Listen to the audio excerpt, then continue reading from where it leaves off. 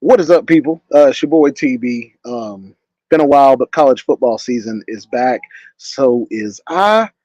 We are going to be talking a good bit about college football today, of course. That is something that we do very, very, very well around here. I love college football. I love all the stats, the info. I love all the high rise teams. I love the teams coming from behind. All the little things that we always talk about. But before I get into any What is up, Daniel? Appreciate you on that. He says happy Thursday. Happy Thursday to you, buddy. Before we get into any college football talk, I have got to give a shout out to our men's USA basketball team. Uh, they dominated. They came back tonight from being down 15. It was very, very fun to see, very fun to watch. And it was just pure greatness. I don't know how else to say it. Team USA leading us in a how do I say it, in a manner. Oh, guys, Um, anyways, so yeah, just a fun thing to watch. If you guys haven't been watching the Olympics, I suggest you do it. We have a lot of I don't know. We're winning a lot of medals, right? Yeah, we're doing good. So away from all that, one thing I was going to talk about today was a few things, but first thing I'm going to talk about is yes, college football is upon us. Um, I just want us to think. I just want us to think anything can happen this year. With a 12-team playoff, the first thing you do have is teams who are going to rise up. And I say that because how many teams do we see will go from, I don't know, top 20 to begin with, and then they'll finish in the top five? Same thing for a top five team that doesn't finish inside top 20. They finish outside of it. We see it a lot. Um, so, where I'm getting at is now you are going to have teams that finish outside the top 12. You have teams that finish inside the top 12. And we've never paid attention to that. We've never paid attention to, oh, so and so was unranked, and now all of a sudden they're, finishing the season at number 8, number 9. Nobody, not saying we don't care. It just, oh, what's up, Owen? But it's just one of those things where you're now paying attention to it because of this, because of now knowing it is going to affect all of college football. And two, it makes for some really good games. It makes for some really good success stories, and it just makes for really good stories. I think of watching a team that, let's say that they're on a run and they've only lost one game, and then they've got to go up against an Alabama or an LSU or a Georgia, and you get to see a huge, just monstrous fight, um, or you see a huge blowout. Like that's that's kind of I don't know. I think that to me that's going to be the thing I'm excited for most is just overall, overall, just a lot of fun, good basketball, stuff that we've been missing for the last however long. Um, now, now I will say, what's up, Rhino? College football is upon us. Can't wait. But the NIL, hope it doesn't kill what we love. TB. No, I get that. And that's kind of the other thing that I was going to get to. Um, was going to be, we look at we look at NIL, we look at a lot of the tampering, we look at a lot of stuff that it doesn't turn us away from college football, but it definitely shows us that college football could possibly blow up. I'm under the influence that college football is going to sort itself out, just like when Texas A&M went and bought all of their players. It didn't pan out. Not saying that won't for other people. That's one. That's literally one instance. Now, Texas is doing it. Well, then you turn around and you see Ohio State doing it. The thing that pissed me off the most with the whole Ohio State bond players was seeing that you literally had, guys, you literally had us report, Georgia report the whole, all right, we got, what is it? We're paying for players, and it's like, yeah, you got NIL. Okay, that's good. Well, turn around. Ohio State, they reported that they spent maybe, what was it? I think it was like a real 1.3 million. So they had Georgia at the top. They had Georgia at the top of NIL, and anybody that knows anything about college football knows Georgia should not be at the top. Oh, Ohio State has spent what, almost $13 million on players? What are we doing?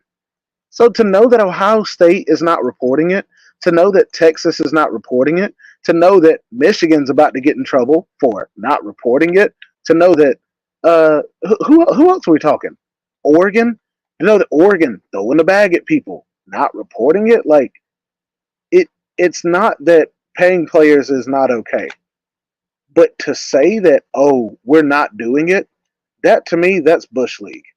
Like, to me, that's weak. Um, I don't know.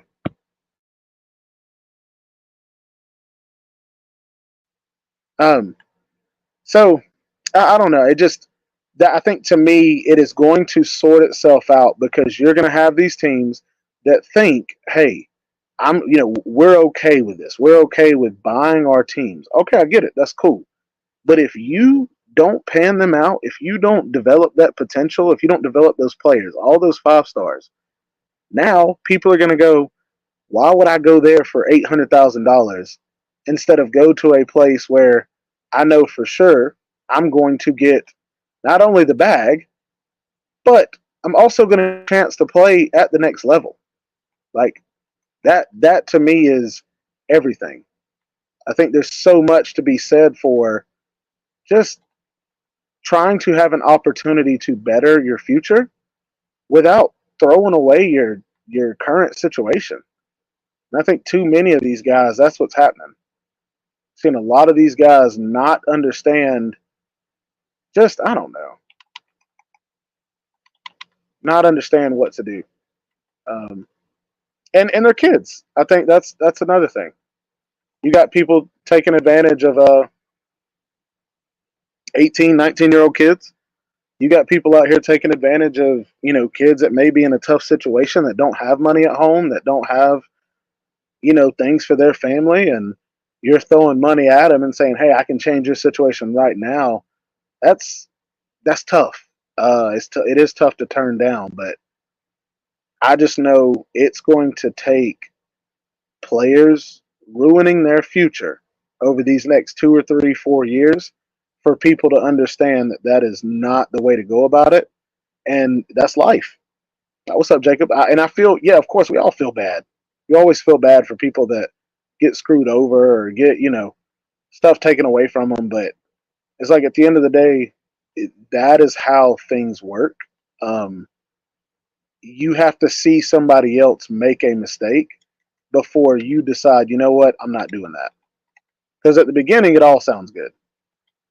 I mean, hey, what was it? Bitcoin? Was that the thing everybody was so excited about?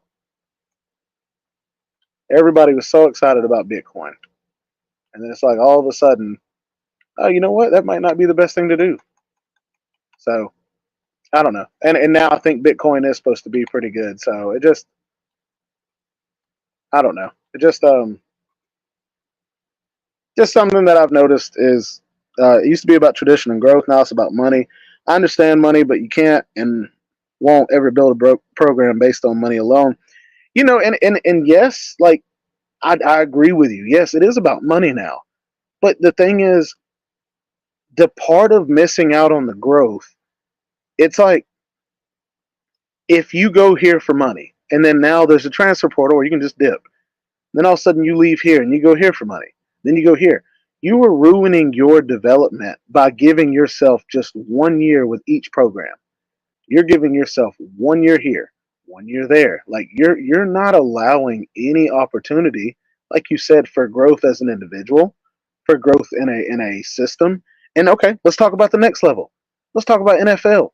NFL teams draft players from certain teams more than they do others. Why? Because their system fits their system.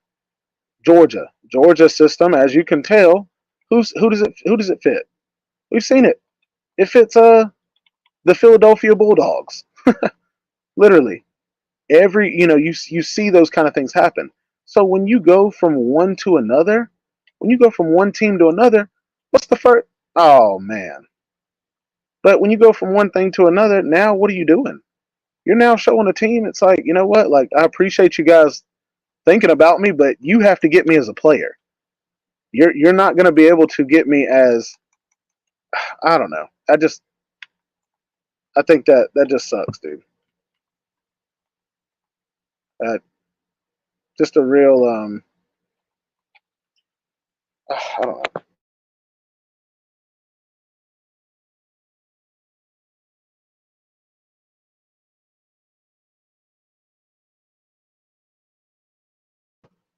Um, the players need to go get their money.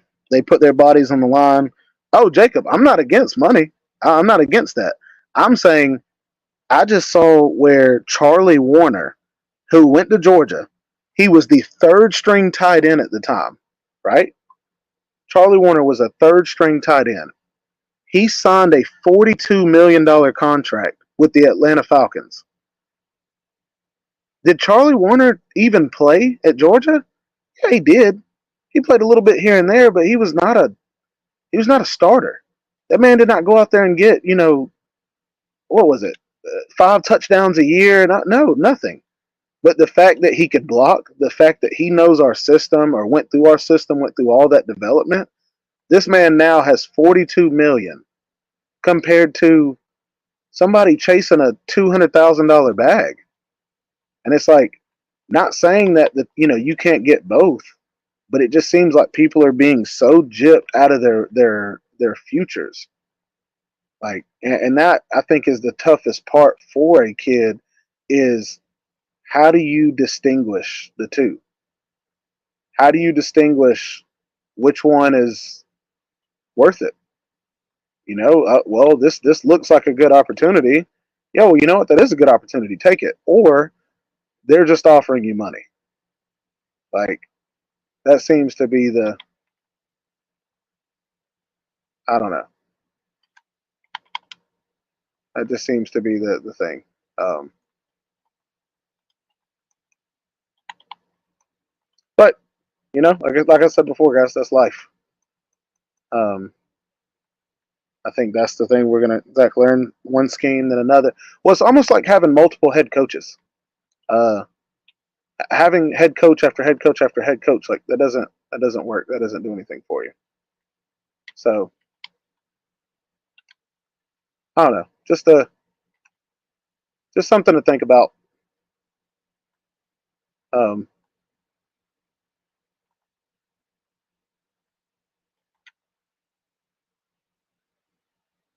but at the end of the day, I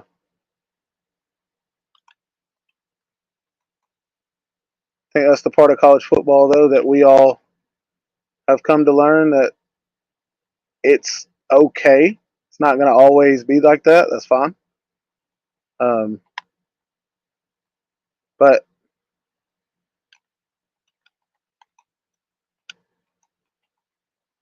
I don't know. I just don't know. I don't know exactly when it'll all end, but I know it's going to be soon.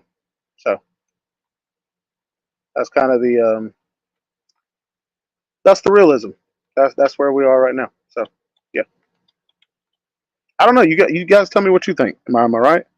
Charlie only has 6 million guaranteed. He won't see 42. So you don't think that Charlie will get all 42 million? And even then, you're telling me Charlie Warner, a 3-star out of high school, you just said he only has 6 million guaranteed.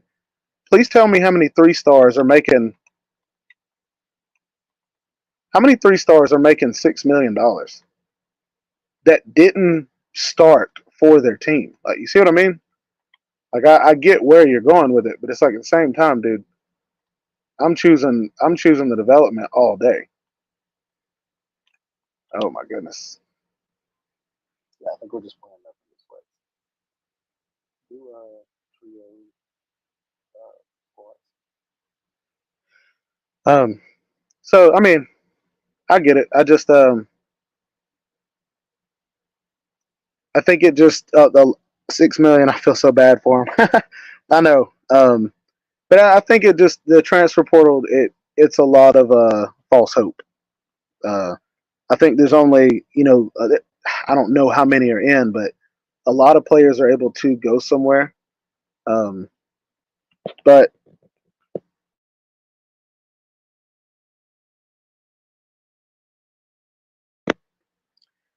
yeah, no, Jacob, that's kind of where I'm going with this is like making it to the NFL and making it to the second contract.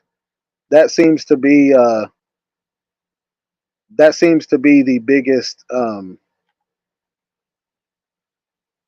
the biggest thing is getting to that second contract is what makes you a lot of money. And that's kind of what I've seen. Kirby talk about the most is that's how you're going to make a lot of your money. And to see a lot of these guys that sit here and uh,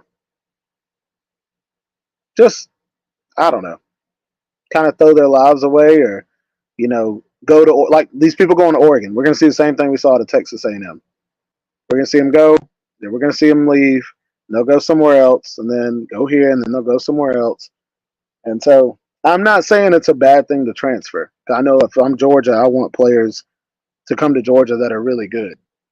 But there's a lot of these players that won't get picked up.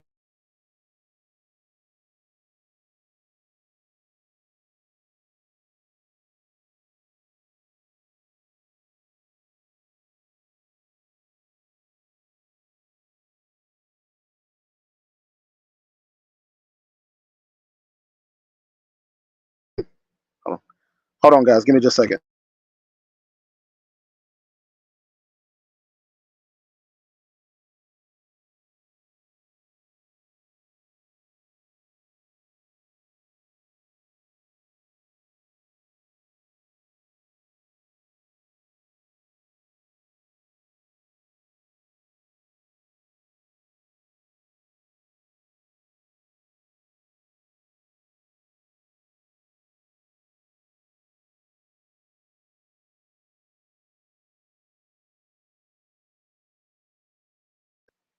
But so yeah, like I said, that's the part of the NIL that people don't talk about.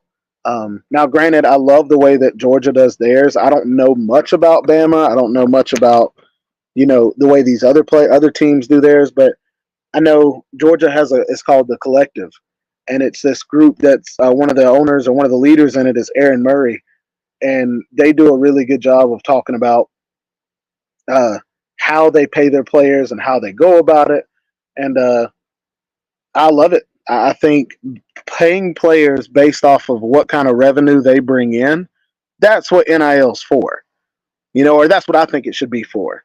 It's not, hey, we're going to pay you to come to our school, and then all of a sudden you're a bust. Well, we want our money back. You're not getting your money back. It's not how that works. But if a player comes to your school and they dominate and they're selling jerseys every single game, or they're taking you to a conference championship or more, they're whatever it is, pay them what they are owed. If they're out there selling jerseys, pay them a percentage of that. Because before you didn't get that. Before you had Todd Gurley who signed a jersey and ended up not being able to pay for or play for 3 or 4 games or whatever it was when he was looking at a Heisman year. What's up, Harry Leg? And that to me, that's bullcrap. Then AJ Green, same thing. And it's like it blows my mind at how I don't know. It blows my mind at how bad these players, some players don't get paid. Um, and I know I just spoke about how players shouldn't get paid a lot. I'm not saying they shouldn't get paid. I'm just saying it's the manner and two, bro, pay their worth, not their stars. Yes, and then two, the tampering. Guys, can we talk about that? The fact that there is not any, and I granted there probably are a lot of rules around it, but they're not being enforced. I can just reach out to Harry Leg and say, "Hey, buddy, I know you're playing right now at the University of Texas, and it looks like you're going to start this year, but we'd like you to come to our school and start for us." You can't do that in the NFL. In the NFL, you have to sign contracts. You tamper with anybody, automatic fine. And it's like now in college football, it doesn't matter. It's like Like, okay, this is something that happened with Georgia that wasn't tampering. I don't know if you guys know, but there was a defensive end from Georgia, very very good. Play basically was a starter last year for us, and he just went to Florida State. And it's like, okay, it's like, man, so why would you leave Georgia to go to Florida State? Well, his dad was actually like an All American that played at Florida State.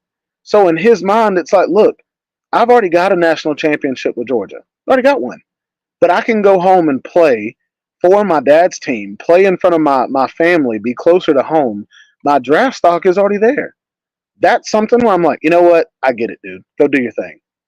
Same thing for the wide receiver from Georgia. That I can't believe I'm forgetting his name, but balled out in the playoffs. Didn't play that much in the regular season. He was hurt. Then all of a sudden balls out and then goes home to Texas after they win a national championship. He's got a kid there, closer to home. Like those kind of things are great. Ohio State definitely tampered with Caleb Downs. Jacob, back to what I was saying with the whole Ohio State paying all these people, but then not reporting it to the to NCAA. And the thing about that, you can pay players. So the fact that Ohio State is not admitting to it, yeah, AD Mitchell, that's right. But the fact that Ohio State is not admitting to it, to me, it almost makes Ohio State, all the Ohio State, even better because they're. It's almost one of those they didn't want to report that they spent all this money because if they go out there and they lose, they're already the laughing stock. You go out there and you lose after you just spent all that money on those players. What are you now? You're even more of a laughing stock. So it just that I don't know that to me that is the hardest part of the whole NIL deal is all of the tampering. I think I don't know. I think that's something that it is so messed up because I don't know. I think there should be a. I'm not going to say you should be locked into a school forever, but I think there should be at least a 2 year contract. I think when you sign with a school, your freshman year and then red shirt, that would give you a red shirt freshman year. Okay, that's 2 years.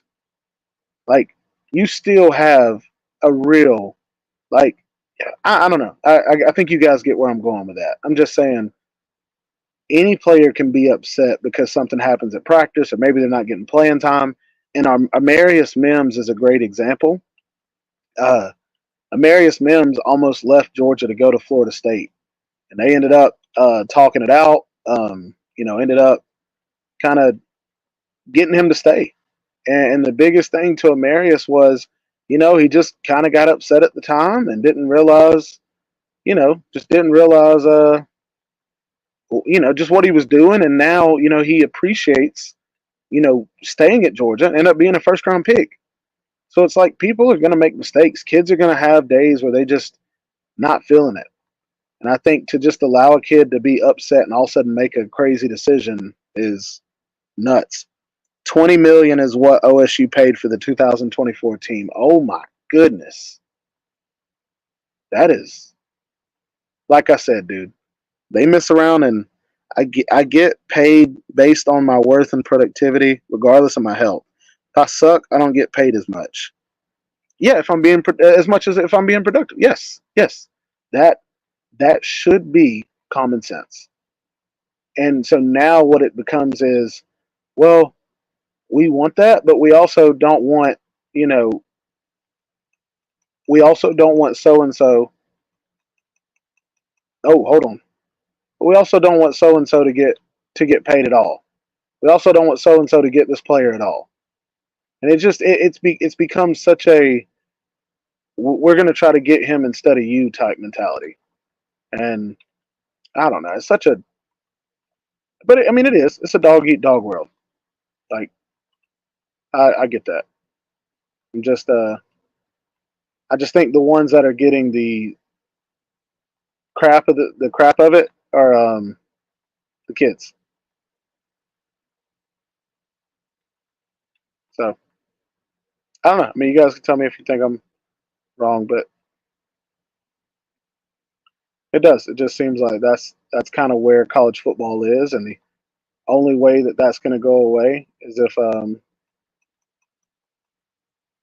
kids start realizing, or I mean, like I said, just um, kind of seeing other kids,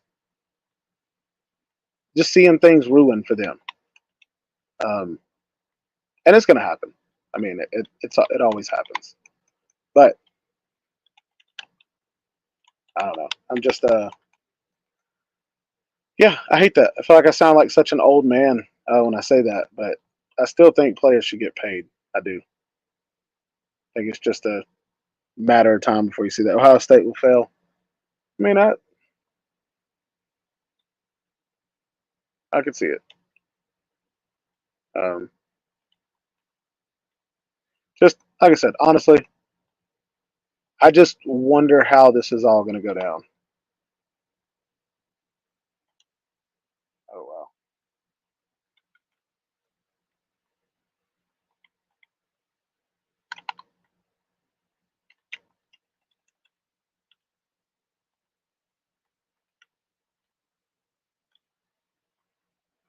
wow. Um, but that's the flaw. If I don't get paid what I think I'm worth, I'll just move on. Yes, a contract of 2 years ish should be signed. Yeah. Um, I think we could agree with that. I think we can all agree with that. I think earning your keep is great, and that's how it should be. But I think a contract of 2 years sounds like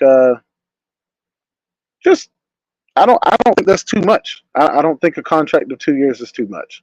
I think if you try to get to that 3 4 year mark, I think that is a little too much. I think now you're starting to get into kind of controlling, or just having a controlling mindset. But I don't know. It's just a lot of things that it seems are wrong in college football, and I think just a few changes could just like I said, just make things a little better. Um, kind of just control the chaos just a bit. But at the end of the day, that's I think how college football has always been, um, and it just sorts itself out little by little. So I'm not going to get, like I said, too mad about anything, but I do think over time this will all sort itself out, and we'll all be looking back, going, "Man, okay, I am glad that they put that in, or I am glad that they did that." Uh, so just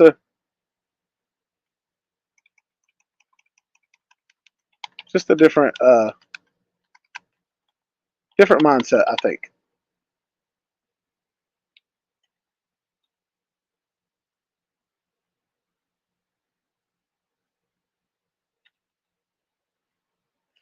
Must allow the finances to set the rules. Players should have that out in the 2 years. Yes, Jacob make a great point, dude.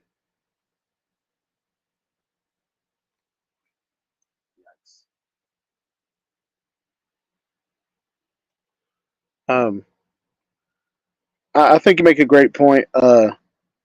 There needs to be some type of, like, a clause, just a clause in the contract.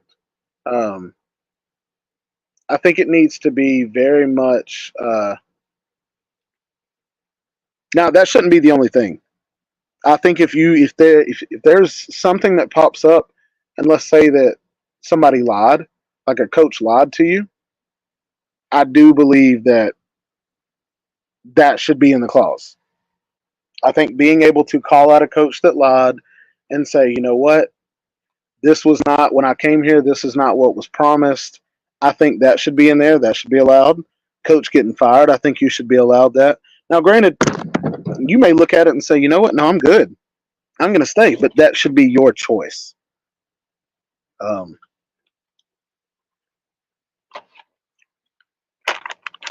I think it needs to benefit the player and the program. Yeah, yeah. Like I said, I think right now it's not far away from being very good. I think it is. I think it is pretty good. I just do think that there's just a little bit of up and down that have kind of come with it, and like I said, that's the part where we have to understand anything new is going to have its ups and downs. That's not a bad thing. Um, but there hasn't been much change to it since it got here. So I'm wondering if there's a like time limit that they are putting on it. If there's a time limit that they have come up with that has said, you know what, we're going to let it go 3 years, as crazy as it gets, or as crazy as it may get, and then from there, then we can make changes. Maybe they're doing that so they don't freak out and then just make changes every single year, every single time something happens. Uh, but you have, like I said, you do have Oregon. Oregon is going to do their best to use the team that they have bought, which is not a bad thing. They're going to do their best to develop that team. Nobody, and I mean nobody, wants to end up like Texas A&M and be the laughing stock of college football because you could not develop players, especially when they're all 4 and 5 stars. So you've got that. Texas is already in their second and third year of bringing in a lot of these players, and they seem to have done really good. First year of the SEC, how are they going to stand? How are they going to fare? We'll find out. That's another part to this. Um, I think Florida State and Georgia right now seem to be the two when it comes to NIL. And I may even put a little bit of Texas in that. I know Texas buying the crap out of their players, especially the whole Arch Manning deal that came up, and even the Quinn Ewers, same thing. But I think Florida State and Georgia have done a really good job of using NIL, but not screwing players over due to NIL. And I know Kirby even talked about it. Uh, I know Kirby talked about this. He said, now it's just a part of the conversation. When you meet with a player, the first thing they want to know, not first thing, but second, maybe third thing they want to know is money. They want to know what, you know what I mean? They want to know. Um, so he said to act like it's not happening. That's the part where, um, that's the part where you become ignorant to think that NIL is just not going to be something. It's going to be something. But two, how do you handle it?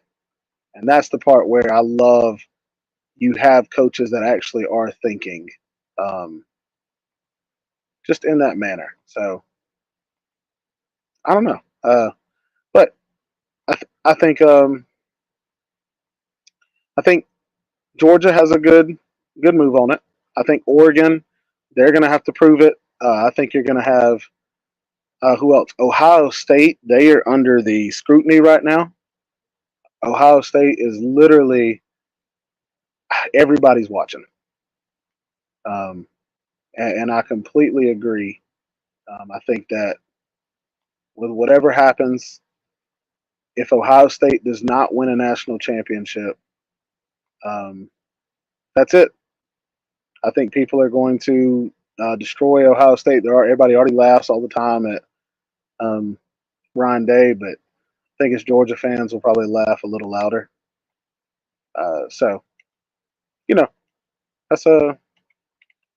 I guess that's it on my rant for Ryan Day.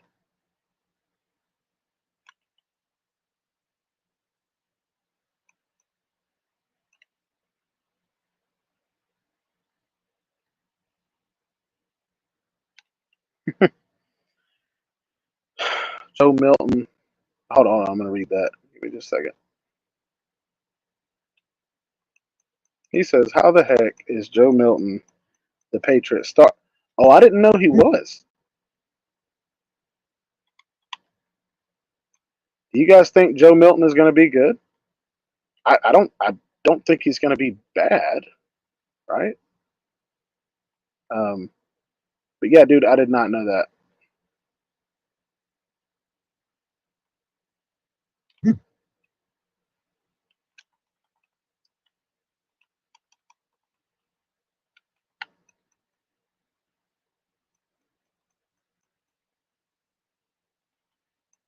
All bear in mind, the current economy teeters on the brink of collapse. The TV powers are hemorrhaging.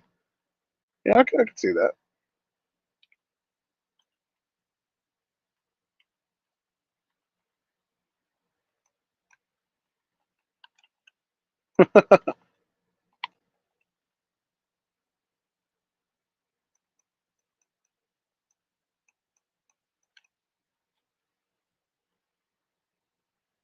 Um, Milton is only the starter in the preseason. Got it. Oh, bunch of Lamborghinis are parked on the 40 acres right now. But hey, see if those players get developed to the next level. Yeah, that's what we'll find out. That's what I mean. We are getting to the we are getting to that point where a lot of these players that were bought, uh, we're getting to that point where we get to see if they're being developed, and if they are, we will see them drafted. And it doesn't have to. They don't have to be first rounders. Just get drafted. All the top programs develop talent, but also use the transfer portal. Yeah, except Clemson. Yeah. Firewall though, I do think that Milton is going to be a decent NFL back, and I say that because they seem to be. He seems to be very cool, calm, and collected. This playing of him, but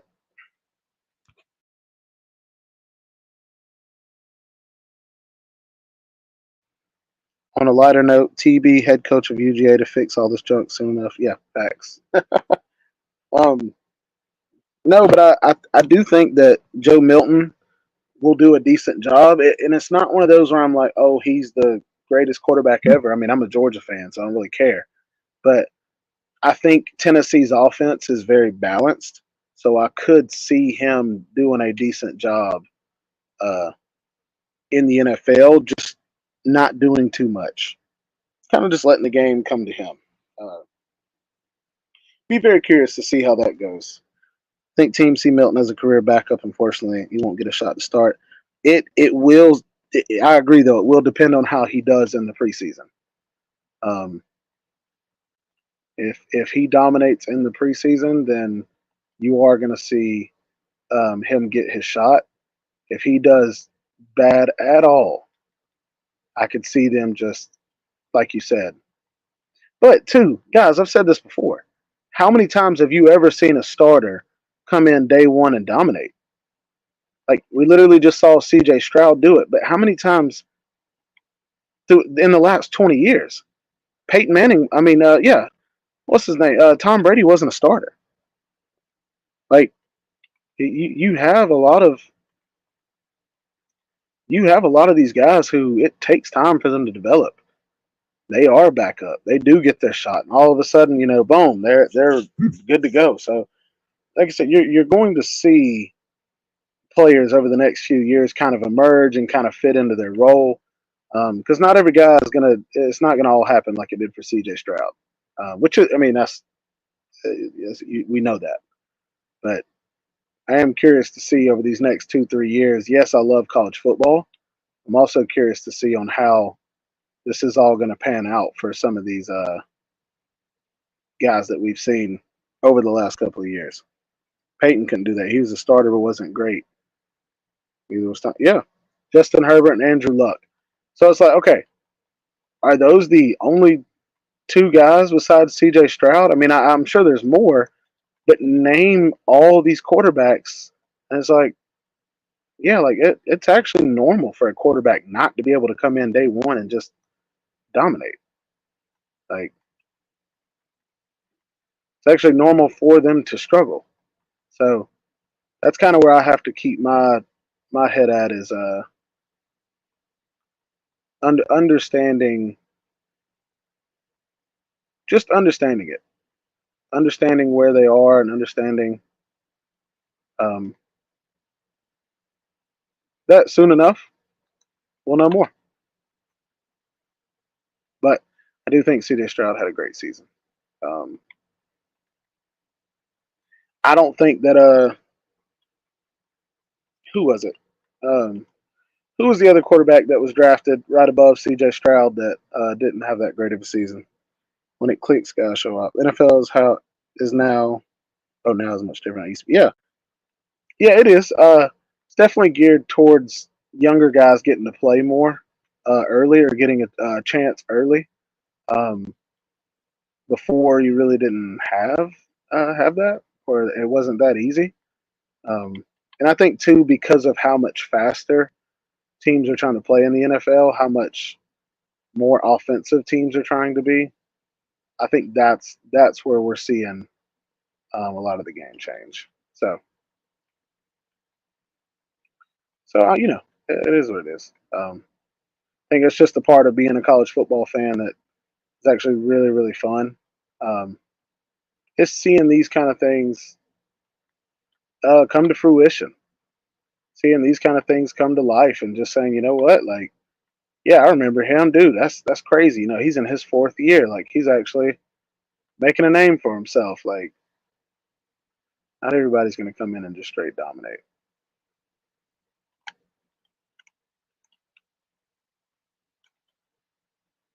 Trying to think of Bryce Young was drafted. That's right. Coaching matters too. Trevor Lawrence got Urban Meyer's rookie year. I think it set his development back a couple of seasons. At, Jacob, I even though I know a lot of people are high on Urban Meyer, and I think he is a good overall coach, I have to agree. I think Urban Meyer was not the perfect coach um, for Trevor. And just because we've seen the kind of guy Trevor is, he is a very laid back guy. And Urban Meyer, is from his actions outside of football, doesn't seem to be very laid back. Um,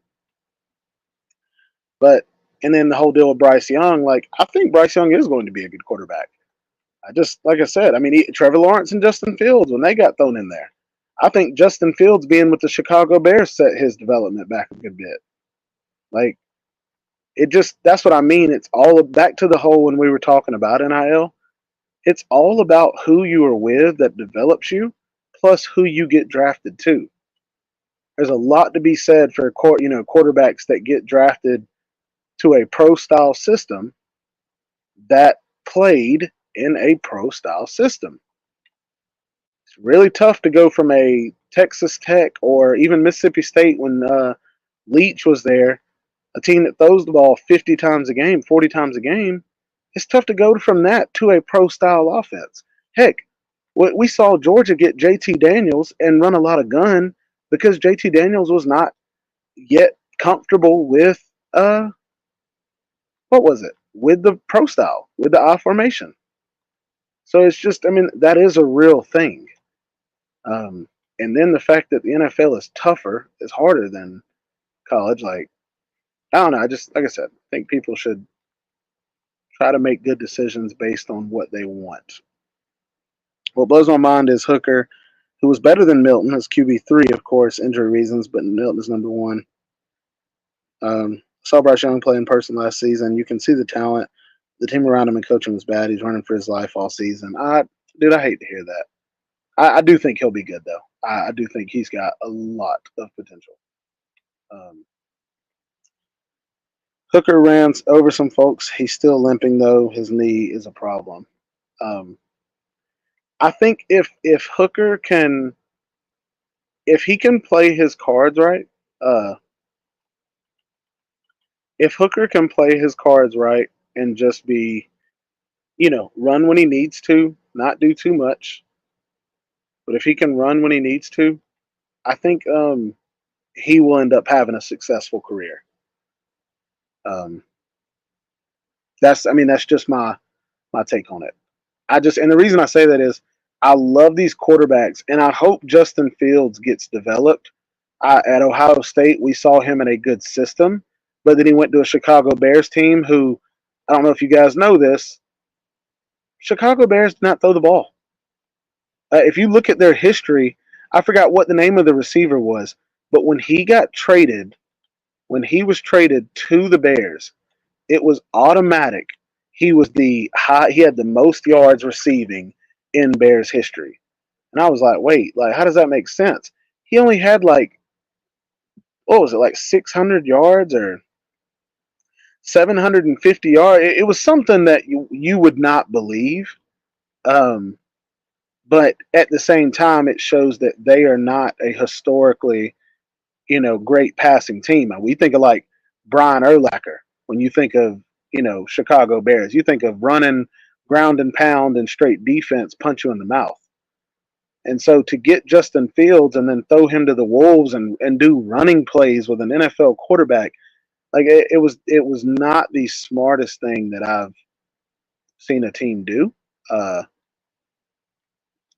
I said, not the smartest thing I've seen a team do, but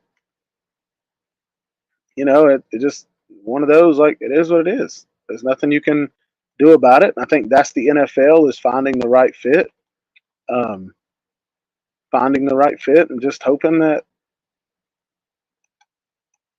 I don't know, just hoping that things work out. And I do hope that things work out for Fields. Uh, I think Fields could be a problem. The Bears have never been able to. Uh, are you going to any games this year, TB? How about anyone in the comments? I would love to go to a game. It will really depend on. It's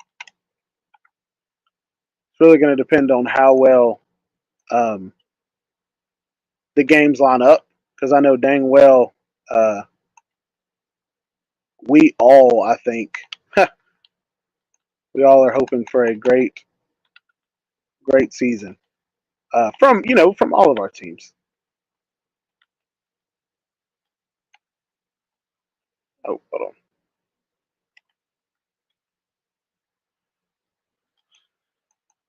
on. Nate, go. Trying to get trying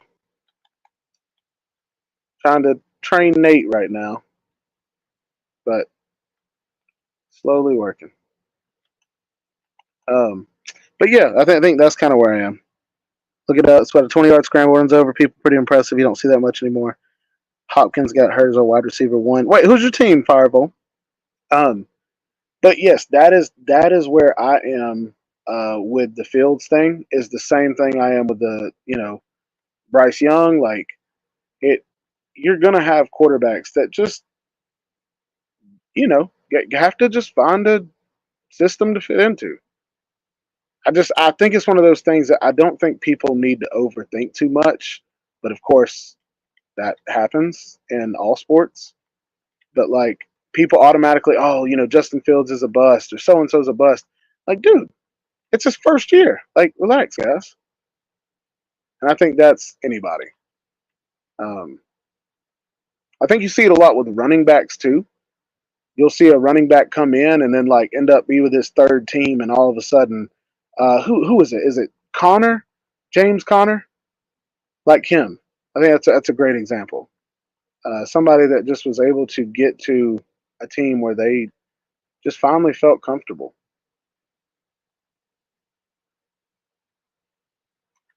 So, you know, just one of those things that I think isn't talked about enough. Still have Calvin Ridley. Oh, Titans. Oh, nice.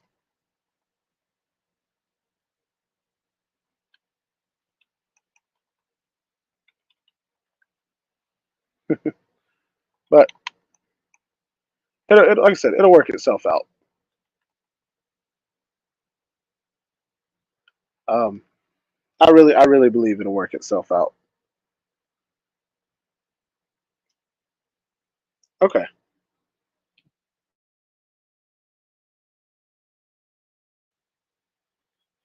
On another note, I am going to pull up this first week of college football. I know we've talked about it. Titans definitely overpaid for Ridley. He's going to be 30 in December and had lots of drop issues in Jacksonville last year.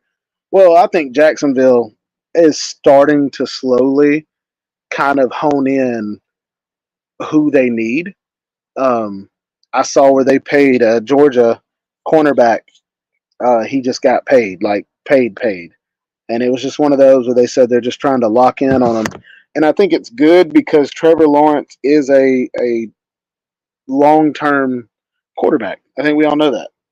But to now kind of lock in around him and start, solidifying some of these pieces, that is the way to go. And I love that the Titans are slowly starting to get there. The Falcons had a chance to do it this year. I was very disappointed, but the Falcons had a chance. And look, and you guys can tell me if I'm wrong on this. I've had people say, "Oh man, that's a great idea." I've had people say you're wrong. Either way, I'm just going to tell you what I think.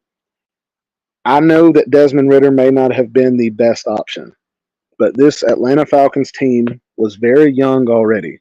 And I just talked about how there's not many first year guys, second year guys that dominate at quarterback.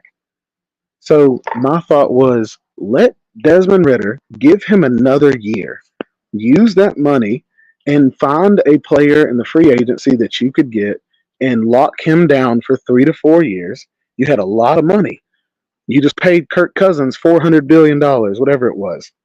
You could have gotten two good guys. If you would have went after the two good guys and then used that first round pick, don't go for Michael Penix. Let Desmond Ritter stay your starter. And just like you did last year when you got Bijan Robinson, I thought that was a great move. Turn around and get another star in the first round. And it's like I felt like you could have got a four swing move, a 4 player swing. You could have saved the Michael Penix uh, pick. You could have gotten somebody else, somebody that you could like. Okay, help out your D line, or maybe get a DB, whatever. Get an offensive tackle, whatever. You could have turned around and used the money that you used on Kirk Cousins and gotten whoever was in the free agency. I just that's the part where I wonder what was going through their mind, because they had a chance of taking that next step of starting to bring together a very young team and start to get some contracts set up for the future of this team. Try to build a core. I think Bijan Robinson's a great running back. Um, Michael Penix is a Heisman type.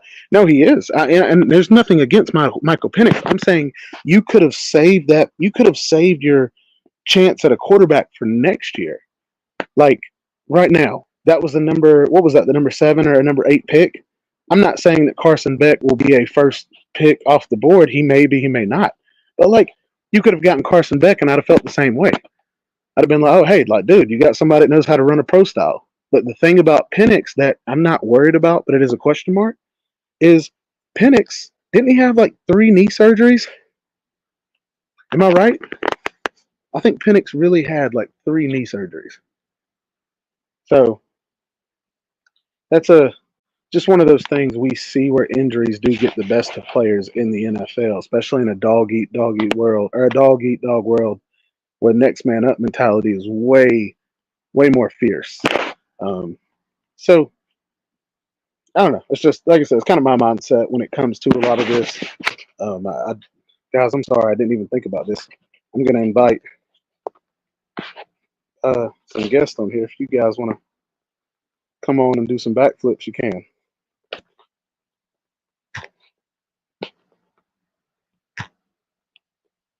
Boom. Nate, I don't know if you're watching. You can I think Carson Beck is overrated because UJ's team is so good. I mean, Bennett, the walk-on, won it, and he choked against Bama. Yeah, I don't know if I'd say Bennett choked against Bama, or I would say that Mike Bobo choked against Bama. Or are you talking about 2 years ago? Wait, are you talking about the conference championship game where Georgia just played vanilla the whole time and then beat them in the championship game? I'm trying to think what you're talking about. Maybe talking from a few years ago. Um, but the reason I think Carson Beck, I don't think he's overrated, because I felt like Stetson, it looked like he had to work so hard to make things happen, whether it was scrambling or always having to make an electrifying play. And it seems like with Carson, he doesn't have to do that. Carson's very just like chill, gunslinging. Um, yeah, agreed. Firevol, I agree completely. Um, that's why a lot of people were so pissed off when it came to Mike Bobo, was because if you go back and you look at Bobo's track record, this man, it does not struggle at putting up stats. Never has been. Got it. Got it. But you had Mike Bobo, who has like I said, an amazing track record when it comes to statistics. But every single big game, this guy gets in there, and for some reason, just run a completely different offense than we've ran. and we saw that against Bama. We came out and we tried to punch people in the mouth. We did all that. All of a sudden, you see against Bama, you literally saw Mike Bobo run up the middle like three possessions in a row, not plays, three drives in a row. And at one point, Carson Beck looks over to the sideline, literally looks over to the sideline and yells, "What the f are we doing?" Like even your quarterback knew like why is this game plan so different? Why are we going away from what we're good at? And that sucks. Like that is so sad to see, because it just shows when crunch time gets here, just like players sometimes choke and they freak out, so do coaches. And I think that was something that I had said all season. People are like, TB, you don't know what you're talking about. Mike Bobo averages 47 points a game. Yeah, he does until we play a really good team. It's easy to beat teams by 42 when you have better players than them, but then you play somebody who's on the same level as you, and then all of a sudden you change your game plan and you start running the ball at the middle, and it's like, what are you doing? It's like he's so scared to do anything. It's like, well, what if they intercept it? Well, what if they? Well, it's like stop thinking the what if and just play your game, dude. Y'all were the best team, and it's a shame y'all didn't win three. As a Tennessee fan, I mean, I didn't care, but y'all were better than Michigan. Well, actually, really appreciate you for that. Not a lot of people thought we were better than Michigan last year. I thought we were. It just the way we played in that Bama game, the way that it just kind of it, and then the fact in the fourth quarter, finally, Mike Bobo's like, you know what? Screw it. We're going to play our game. Carson Beck goes out there and lights it up for like almost 100 yards in the fourth quarter. And it's like, dude, why are you not doing that at the beginning of the game? So that's what I mean is it pissed me off when I saw Carson look over to the sideline and yell that, because it was like we felt it as Georgia fans, but for him to feel it as the freaking starting quarterback for that team, it's like, okay, it just confirmed what we all were thinking. We're running a different kind of game than we're used to, and that doesn't work. You can't say, hey, we're going to run a spread all year long, and then you get in a conference championship game and run a I formation and run pro style. That doesn't work like that. Your team's not used to it. So Nick Saban's had to put a good game plan against Georgia. Didn't help your OC was struggling. Yeah, agreed. And Jacob makes a great point. Nick Saban, yes, GOAT, the GOAT man, put together a great game plan. And it's like Jacob said, it didn't help that our offensive coordinator was struggling. It's like, dude, Nick Saban doesn't need any help beating us. He's already really good. So for him to freak out like that, it's like it's almost like when you see in the military, when you see these squads and let's say something happens and it's like you look to your senior officer or your senior squad leader and it's like, squad leader, well, what do we do next? And he's frozen. He doesn't know what to do. He's freaking out. And it's like, squad leader, what do we do next? And he doesn't know. And all of a sudden, the next guy takes charge and is like, hey, this is what we're gonna do. Blah blah blah. Like he steps up and takes it. So yeah, no, EJ played like we play versus Florida. There he goes, poison. Y'all can't beat him even if you have the better team. I mean, yeah, that's very true. That's how it happens. Harry Legg, I'm gonna bring you on, and then I think Nate the Great's gonna join us in just a second. Hey man, What is up, Mr. Legg? How are you, buddy? I'm fine. How are you, son? And I don't mean that. I don't mean that in a bad way. It just Oh, came you're out. good. Sorry. I'm old. No, It you're doesn't good. But hurt. what so I guess what are your thoughts on that? Did you feel that as a Georgia fan when we played Alabama? Did you feel like I just felt like we were running something completely different than we have all year, and We did. it just seemed like we were very timid. And I get it's No. Alabama, but you can't play timid against great teams because they can smell it. Well, we're winning the game. We were pretty beat up. Uh, Yeah, but I understand coaching trying to use guys because I mean, let's face it, McConkey and Bowers were not 100% half the season, I know. and And we and also, it pissed me off. I'm sorry to cut you off. I want to say this. It pissed me off, dude. Whenever Mike Bobo ran a play, it was like a tight end screen to Brock Bowers, and he tried to force it to him and got the screen to him. And now Brock, I think, broke like two tackles and only got 7 yards, but then he came up limping. And yep, that's what kind of showed me, dang it. Bobo's looking at this going, oh no, Brock's hurt. What do I do? Like, he's not they, a. So, yeah. I mean, we could go at this 1,000 ways, but uh, I watched that game enough times to come up with, just a few different areas where we we shouldn't have lost the game. Number one, number two, we played like absolute crap. we We did. did. We had absolutely no fire.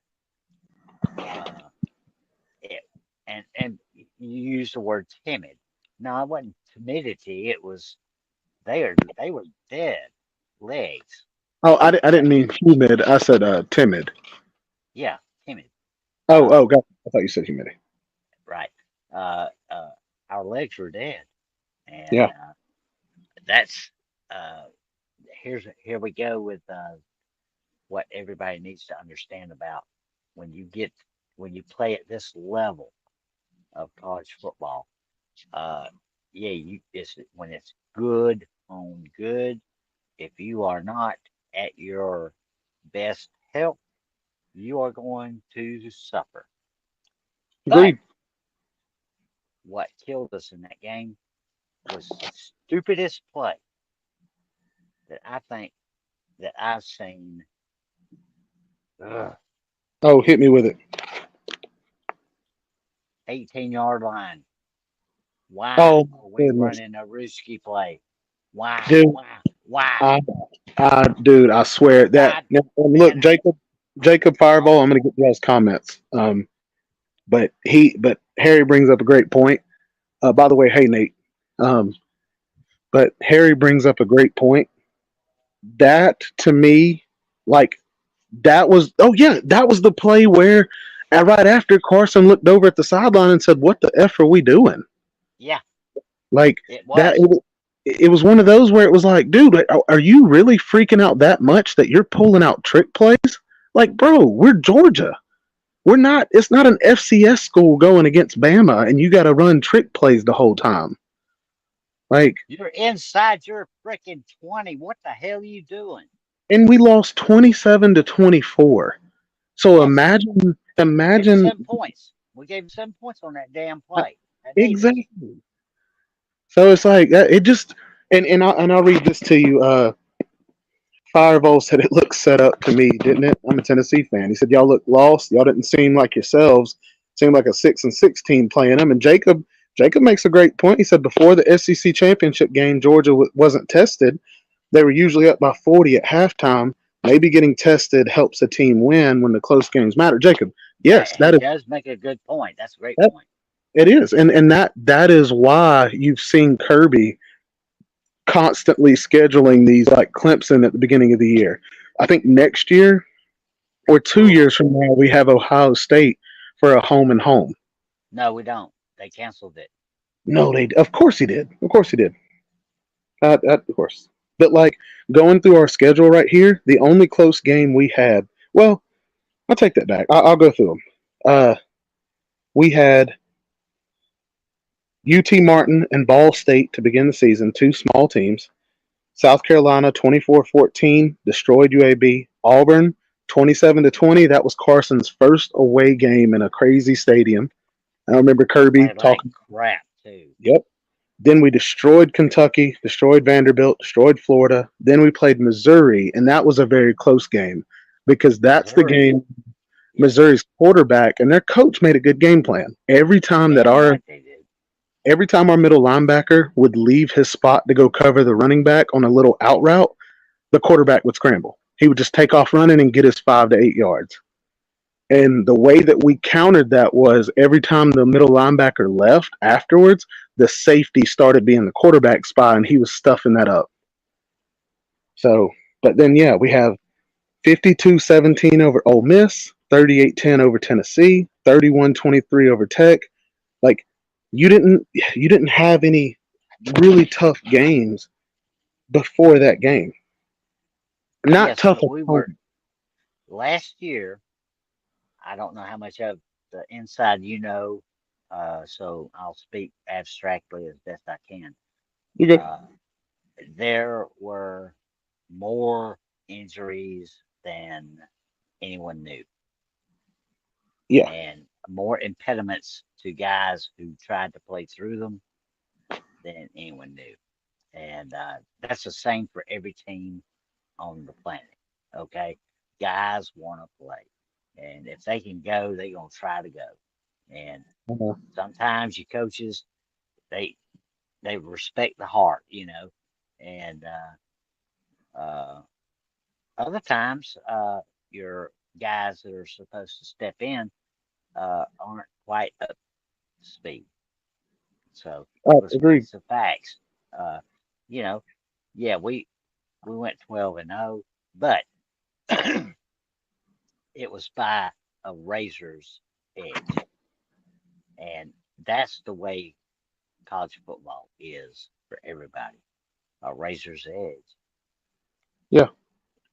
That's I know, and that's the tough part is, I just that was the tough part of last year is the backups not being up to speed, and I think this year we seem to be the deepest at wide receiver and tight end, and running back than we ever have been. The Um, running back excites me. Oh oh, man, for sure. And I think having a quarterback like Carson Beck, who you can't stack the box because the dude will light you up downfield.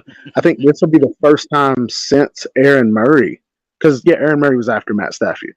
Stafford. So this will be the first time since Aaron Murray that we have seen defenses not be able to stack a box on. What's up, Travis? I'm back. Um, are you hey, good, Nate? yeah, But Um, like example with Michigan, what game was it? Nate? Yeah, Nate. What game was it when you guys ran the ball like 31 times and only passed twice? I think it was Penn State. I think. Yeah, that's right. Okay. yeah, y'all Like, beat Penn State's brains out that day. That was Yeah. well, and the thing is, like, that's the thing where I look at that and I go, man, they even tried to stack the box and couldn't stop them. But with Georgia having Carson Beck in his arm, that's going to be really nice to see is how teams have to defend the pass and run. When I mean, everybody was okay with Roger Robinson and Branson Robinson starting, but then when we got ETN, it was like, oh crap, like you have three running backs who would start at any other college in the nation, and they're all on our team. we What's got up? five. We got four solid that would start on That is any Hey, part of team. the B Bean. Appreciate you guys traveling. I have Thank a you for question. everybody. Also, Harry, I have a question for you. Well, Hey, both of B, I'm gonna let you know that traveling fools will still kill the bunny. you. Go ahead, Nate. Tyler Foes is a good man. He is So, good. What's up, Zona? um, I know football is a culture thing in the South, but is there? No, I know it's kind of off question, but it's still a sports question.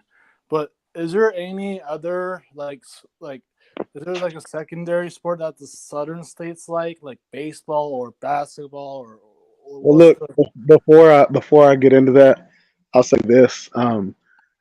Just to finish off, me and Harry were talking about. oh yeah I do think that it is um, a huge jump going into this year because a lot of these teams that don't have depth, you're now going to have to play more games if you think you have a shot at the title. If you really believe, Exactly. because if you try to go through your regular season playing your starters every game and wearing them down, and you think all yeah of a sudden you're going to take your 3-star or 4-star program and beat that's an Alabama or Georgia or Ohio State, that's that not gonna work. yeah, it's not working. And so that's where I'm curious to see how Georgia plays it. how are we going to share the load around to where when we get to the conference championship and the playoffs, are we going to be fresh? There you Right. go. Like Roster management yeah, 101. I think this whole I think we're done seeing any of this running the ball up by 28, running the ball and just punting it. I think now you're going to see backups come in and get meaningful minutes. You're going to see backup quarterbacks come in, throwing the ball, slinging it, because you have to be ready. When you add more games to the roster or to your schedule, that is a higher chance of injury, which means, hey, next man up. It was real before. Now it's even more real. Absolutely. Will teams sacrifice a conference championship for the playoffs? Well, B No. Bean, I think that's a tough question because even though people won't agree with me, or a lot of people don't, I think that Georgia sacrificed the conference championship for a championship. When we played Bama, was it 2 years ago? Yeah, 2 years Yeah. ago, Yeah. we went in and we played a very vanilla offense. We did just basic running, did basic passing because I will I feel. disagree with you here. Oh, and that's fine, and I want to hear it. But I think Kirby knew no matter what, Bama's getting into the playoffs. So if we go out here and we give them our best game and we beat them, I'm giving Nick Saban exactly what he wants, and that's film on how he will beat us next time if we run these plays. If we show our hand early. So I'm not going to show him anything. I'm going to let him have it. And then when we see him in the championship game, he won't get to face us again that year. So then I'm going to throw it all at him. I think Kirby tried to play chess and it ended up working in his favor. I think if he would have showed his hand early and tried to win the conference championship, Saban, you're not beating Saban twice. No. So, anyways, that's my thought on it. But go ahead, tell me what you were thinking.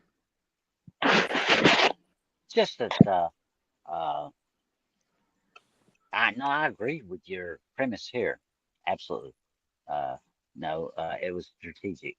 Uh and a lot of folks have took shots at some of the games, being close and this, that, and the other. And I can tell you right now uh, that that was by design because there were certain things that they were trying to figure out with personnel and certain groupings during the course of a game, and they just don't get the opportunities to present the situations they want to assess. You know what I mean? In Yeah, practice.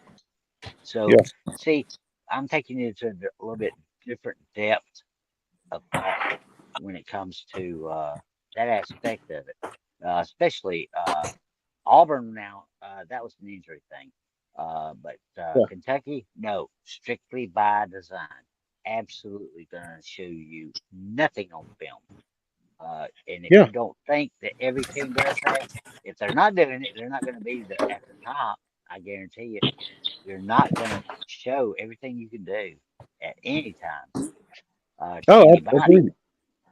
I If agree. you can, if you can outman the other guy, you're gonna whip their ass.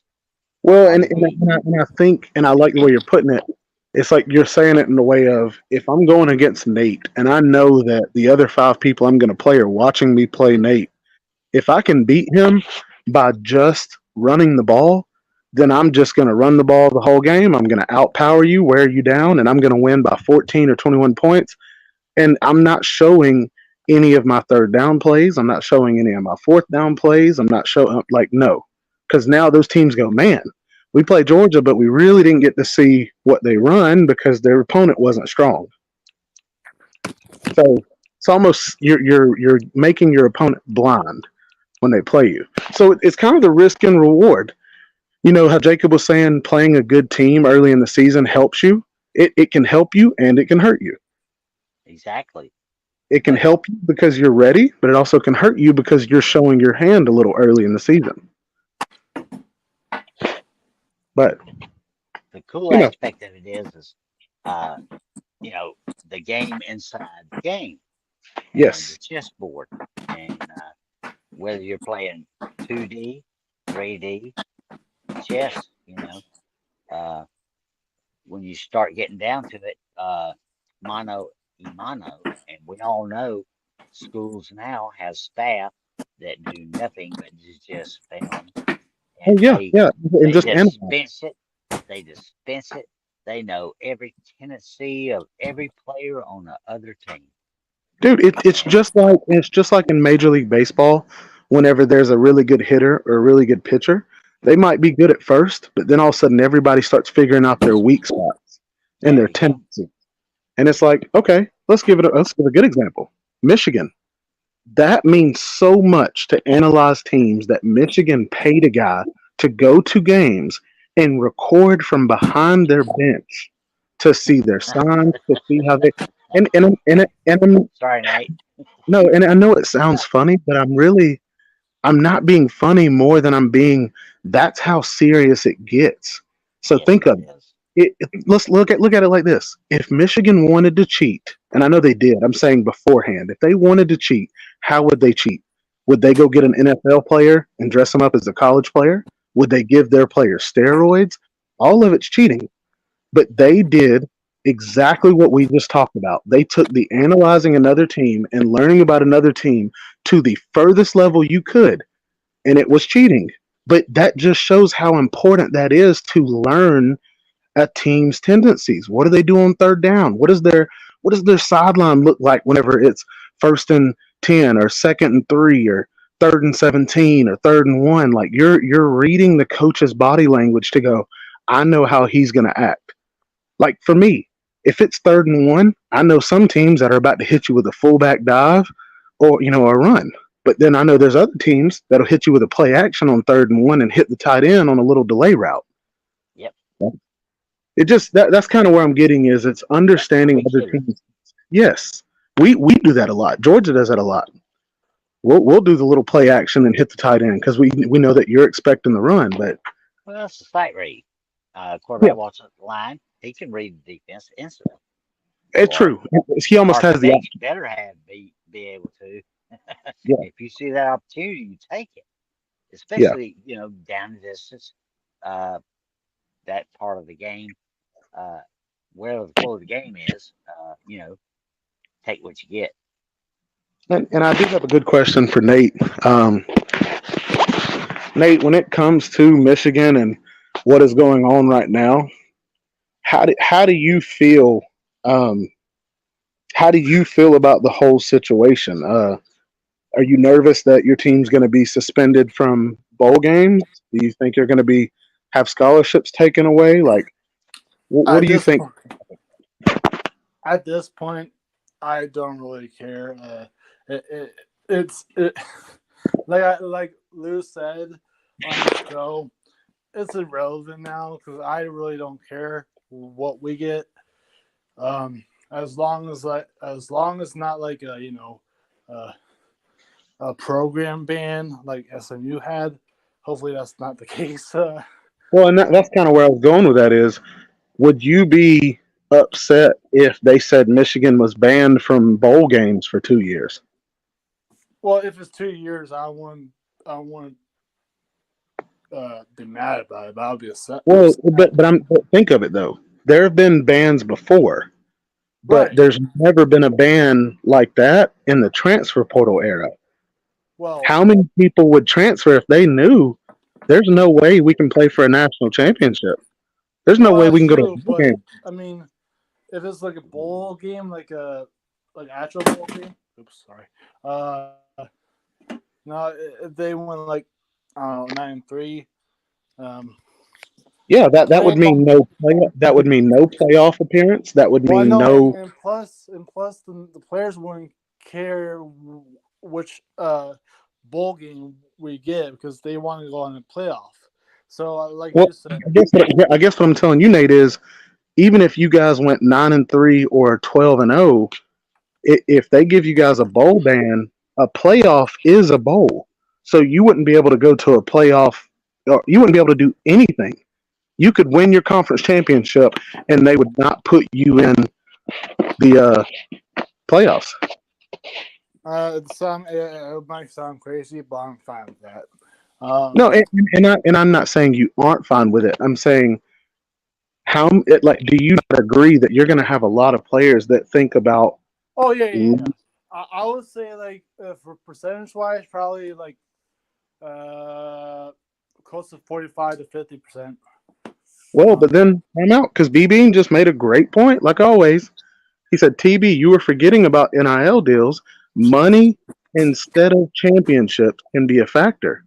Hey, guys, we can't go to a championship, but we're going to pay you guys an extra $50,000 if you'll stay. True. The really good recruits, we'll pay you an extra And 300,000. plus, and plus, Michigan has the money to do that too. Yes. Well, they do right now, but uh, for those of you who do not pay close attention to events, uh, the current state of the world financial markets Yeah. is very, very, very bad. And if you think all this money that this NIL, uh, you want me to tell you what's going to happen? What's that? Especially after Sorry. the next round of disclosures are released. Uh, there's going to be a whole bunch of that rescinded because I'm going to tell you what, it's supposed to get serious, folks, on the economy and the money. I So, see it. uh, I see exactly what you're there's saying. unless there's some changes, uh, it's not good right now because us old people who live off of IRAs and stuff like that, we understand this very clearly. I 30 grand, poof. Okay, Yeah. so be Okay. aware. Okay. No, that's actually a good point. That's one of those things where it's like you better get it while you get it. Did you remember what my question was? Yeah, Like, you're asking if there's any sports in the South that people are. Um, like for like a secondary sport they like I for do not know. like those No, I like mean I know the what you're saying. SEC fans like. Like baseball or anything. I don't know. Harry, would you say? We'll get back to college football after this question, but what would you Always. say?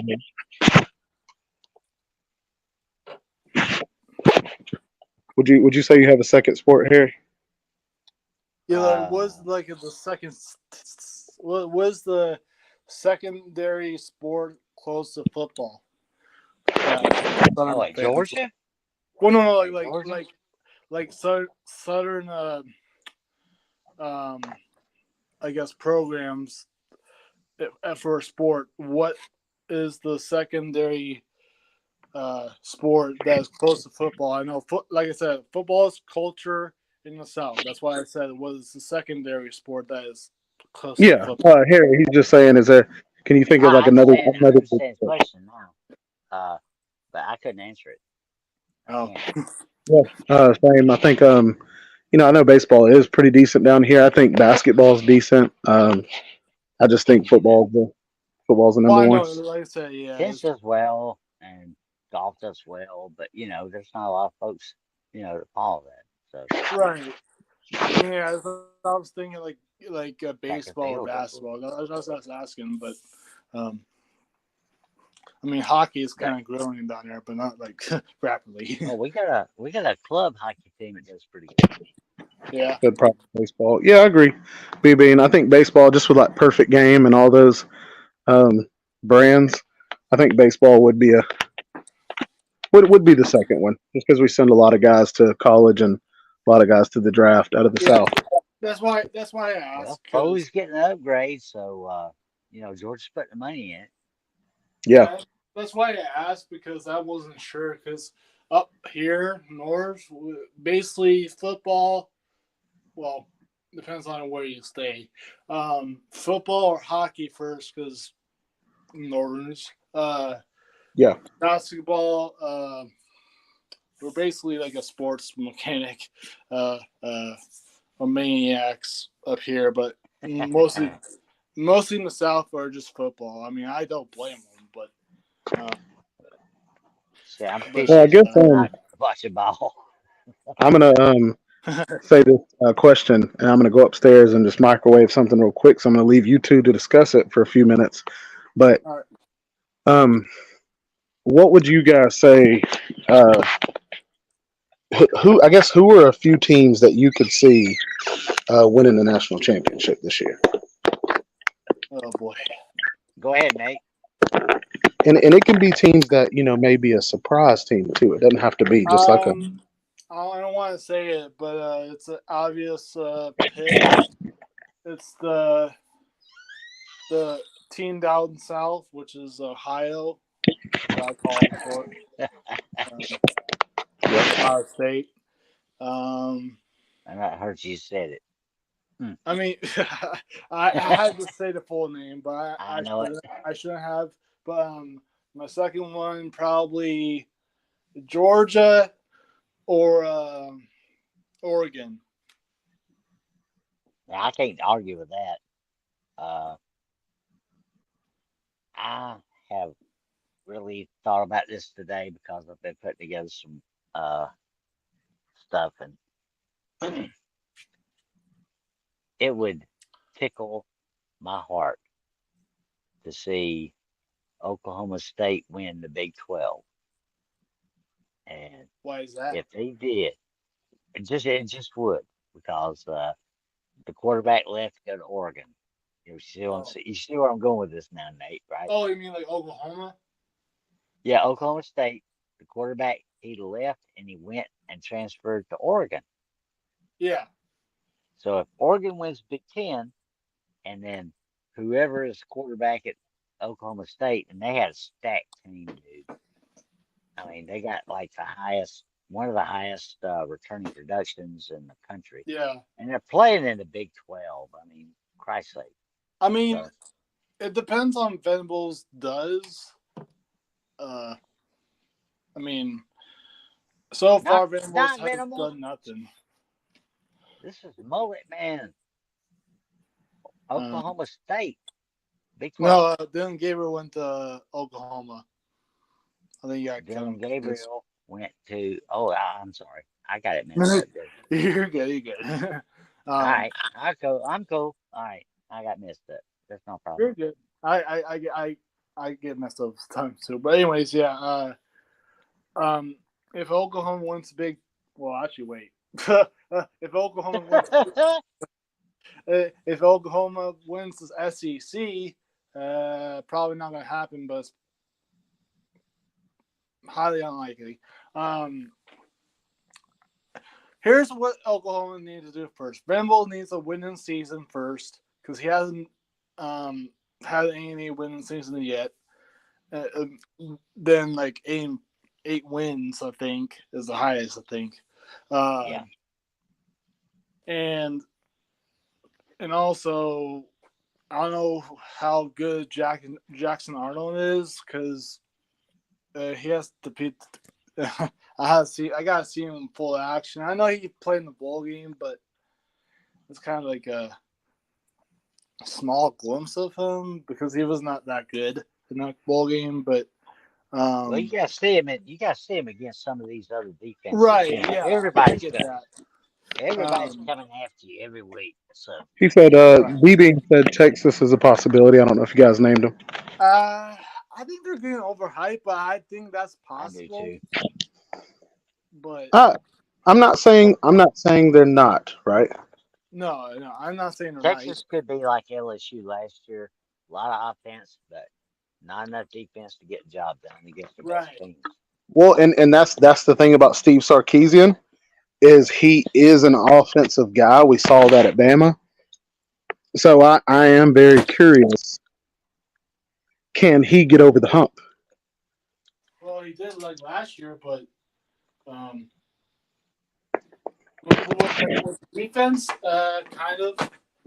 But I mean, he went to the playoffs last year, but he still didn't win. But I get that, Agreed. and I don't know why you said give her a hump. If I just don't know what you mean by give her a hump. What I mean by get over the hump is what I mean is Texas has not won a championship since Vince Young. Is that correct? Correct. I think yeah, So, I 2000 something. think it was 2005. Mac Brown. Okay. So, yeah, exactly. Yeah, Mac Brown. So, what I'm saying is, getting over the hump is how far away are they from winning that national championship? Because it's not like they've been in the playoffs 3 years in a row. No, If they miss out on the, if they miss out on the, well, and I guess they're not going to miss out on the playoffs because there's 12 teams. But right. if they're not able to make it to the semifinals or to the actual championship game, like this is the third year, fourth year for a lot of those recruits that they bought a few years ago. Yeah. Yeah. So if they're not developing, then that's what I'm saying. Yeah. Well, I mean, then you expose the coach and the system. Exactly. Yeah. It wasn't. It was not. It was flawed, and they didn't fix it. Uh, I mean, look, all these teams are facing the same thing. You know what? In different ways, according to their ability to develop and use the NIL and Um. recruiting, and combined. Uh, Different philosophies by different head coaches play a part in all of this. So, Um. uh, you make your bed, you lie in it. Yeah. What's up, Nate? But. So basically, it's basically I'm kind of comparing. Well, not well. I don't really need to compare Sarkisian and Ryan Day, but Ryan Day has more win. Or is it? Is he have more wins than Sarkisian? I think he does. But anyways, um, well, I was trying to compare, Oh, but of it's kind of course. stupid. But my comparison that both of them can't waste talent every year and not like move on to the playoffs, or beat your rival. Well, Texas has done that before. Well, Texas has been. No, but I see what you're saying is because Sarkeesian has a great offense, but he struggles on the Yeah. defensive side, just like Ryan Day. Well, Ryan. Yeah, that's true. But Ryan Day. Well, it's not. It's not Ryan Day's defense. Well, it's the defensive coordinator's defense. But like you said, yeah, they But they were it's still pretty. They it were still pretty falls good on coach. last season. They were pretty good last season, but they weren't like elite like top one. That was basically. Now they were top five. I'll give them that. But if they wanted to win some ball games or football games, they need to like. Okay, here's the thing. I noticed this like last year. A Harry, do you remember the coach's name from Michigan's on 2016 staff, defensive coordinator Don Brown, or you haven't heard of that before? I recall Von Brown. You said you what? So what does that mean? What does that What'd you recall mean? what'd you say here? Oh, he said he recalls him. Okay, like he knows of him. What does that mean? Okay, He he knows. knows. Yeah. Yeah. So basically, you know how Don Brown was basically, well, he was just doing man blitz every year. Well, every game in 20 late 2010s against Ohio State every year. Now I think have bad news for Ryan Day and his defense coordinator. His defense coordinator has the same scheme that Don Brown had at Michigan. So just pointing Well, that and out. Same you tactic. also you also think about it. The reason why they do a lot of man blitz and a lot of man is which is because not which is not ideal to be honest. well, but the reason is because Ohio State recruits and they've always produced them, especially in the NFL. They've always produced and recruited really good cornerbacks And and I get that. Yeah. safeties. And I'm not saying that that's the right thing to do. I'm just saying that's why they do that because they feel man to man they should be able to shut down your wide receivers. Right. Exactly. But if you keep doing man to man blitz with against a passing attack, I don't know how that's going to work because Well, A good team can combat it with a bunch of like halfback screens, tight end screens. Right, and I'm saying like, so what I It's mean a is like, chess match. Yeah, chess match. it If Ohio basically, State could, if they could hide it a little better and not do it every single play, I think it'd work better.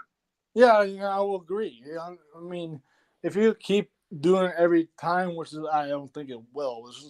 It's like basically every game they do it. Um, but yeah, I try to warn the Ohio State fans. Uh, what's his name for defense coordinator? For Ohio State. No idea. Oh yeah, Jim Knowles. Jim Knowles from Oklahoma State. Oh, you know that they have Chip Kelly as their offensive coordinator. Yeah, which is weird. That, Let's but see I'm how that saying that. works. Yeah, that's what I was about to say. Is you got two offensive minds. Like it's either going to be a genius idea or it's going to blow up. Well, who And knows what Will also Howard's going to do? Ryan Day. Yeah. Well, I'm just saying now, Will Howard's the basically the second Kyle McCord. I'm just saying. I agree I with think you. I think But I agree with Howard. you. I think he has better legs. well, that but I gotta see to believe it if he's like that good, Well, that great. I didn't say he was going to be great. I just said he's Right, definitely going to be able to use his legs more.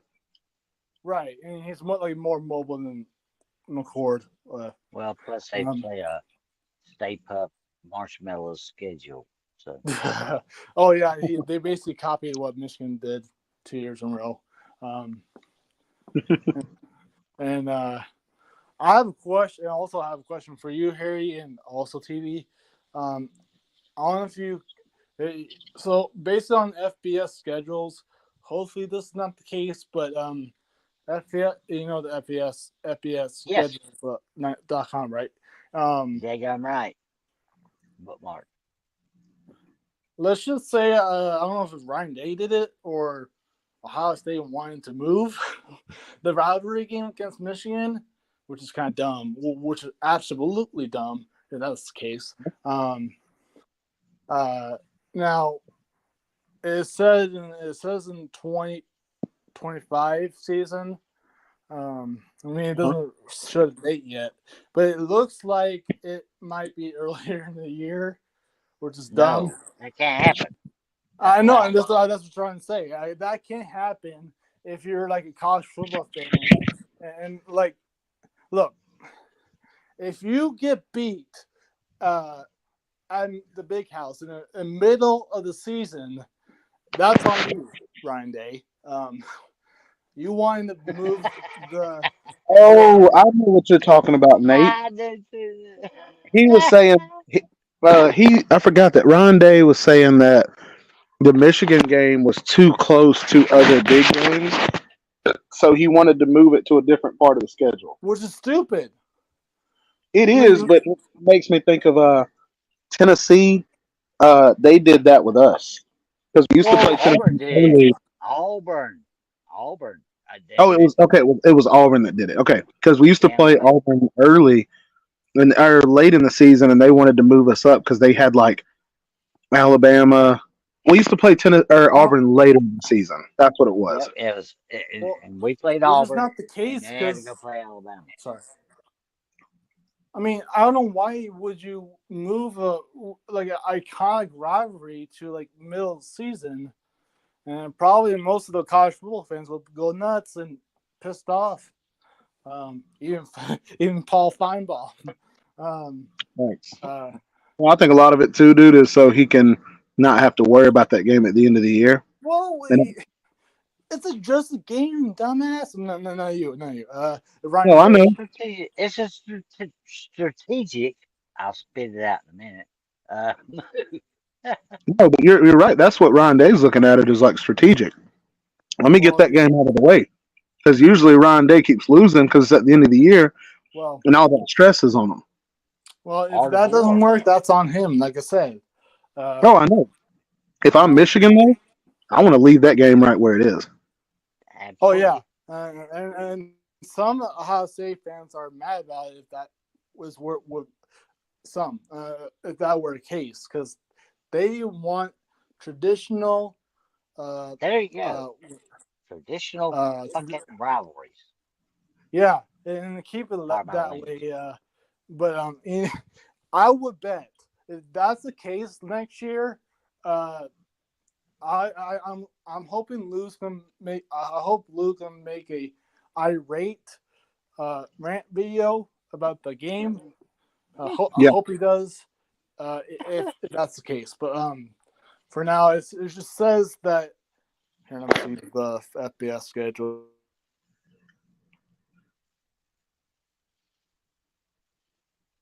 Well, to add to that, he's already been the biggest. What's up, Talkers Pit, man? I ain't seen you in a while. I hope all is well, buddy. Really? Um, yeah, he's. I mean, I think he's doing good. I just haven't seen him in a while. I'll post the link in the chat. You don't have to come on, but just in case. But the thing is about Okay, so Ryan Day has been the biggest crybaby this whole time, and it seems like every one of his moves are out of like complaining. It'd be different if he was trying to have a move where he's like, "Look, I want to move Michigan up so I can add another strong non-con game." You'd be like, "Okay, I respect that." But there's not many things that he does that you can respect. That's why when I said the whole deal about them spending all that money on NIL, like to bring in these transfers like Quinshon Judkins and all these people, dude, you know dang well they tampered with Caleb Downs from Alabama and they yeah, tampered with Quinshon Judkins.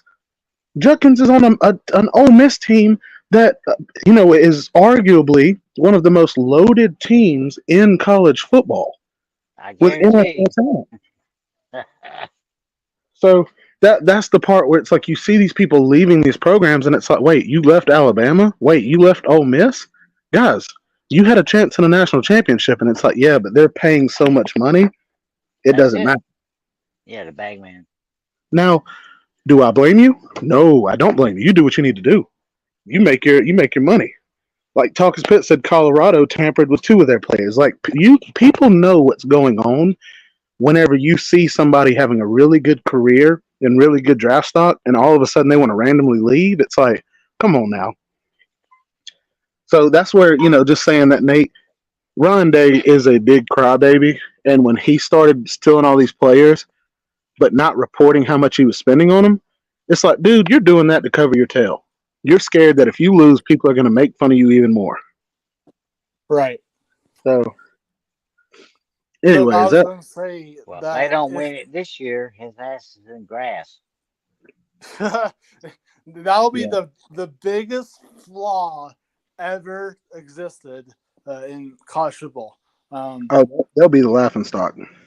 Oh yeah, they're gonna make some memes about it if that happens. Well, actually, a lot. um, uh, Internet will break. oh yeah.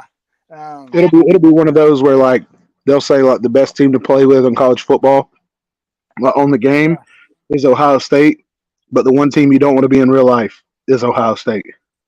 Yes, exactly. Like, Um, that's and embarrassing. and also and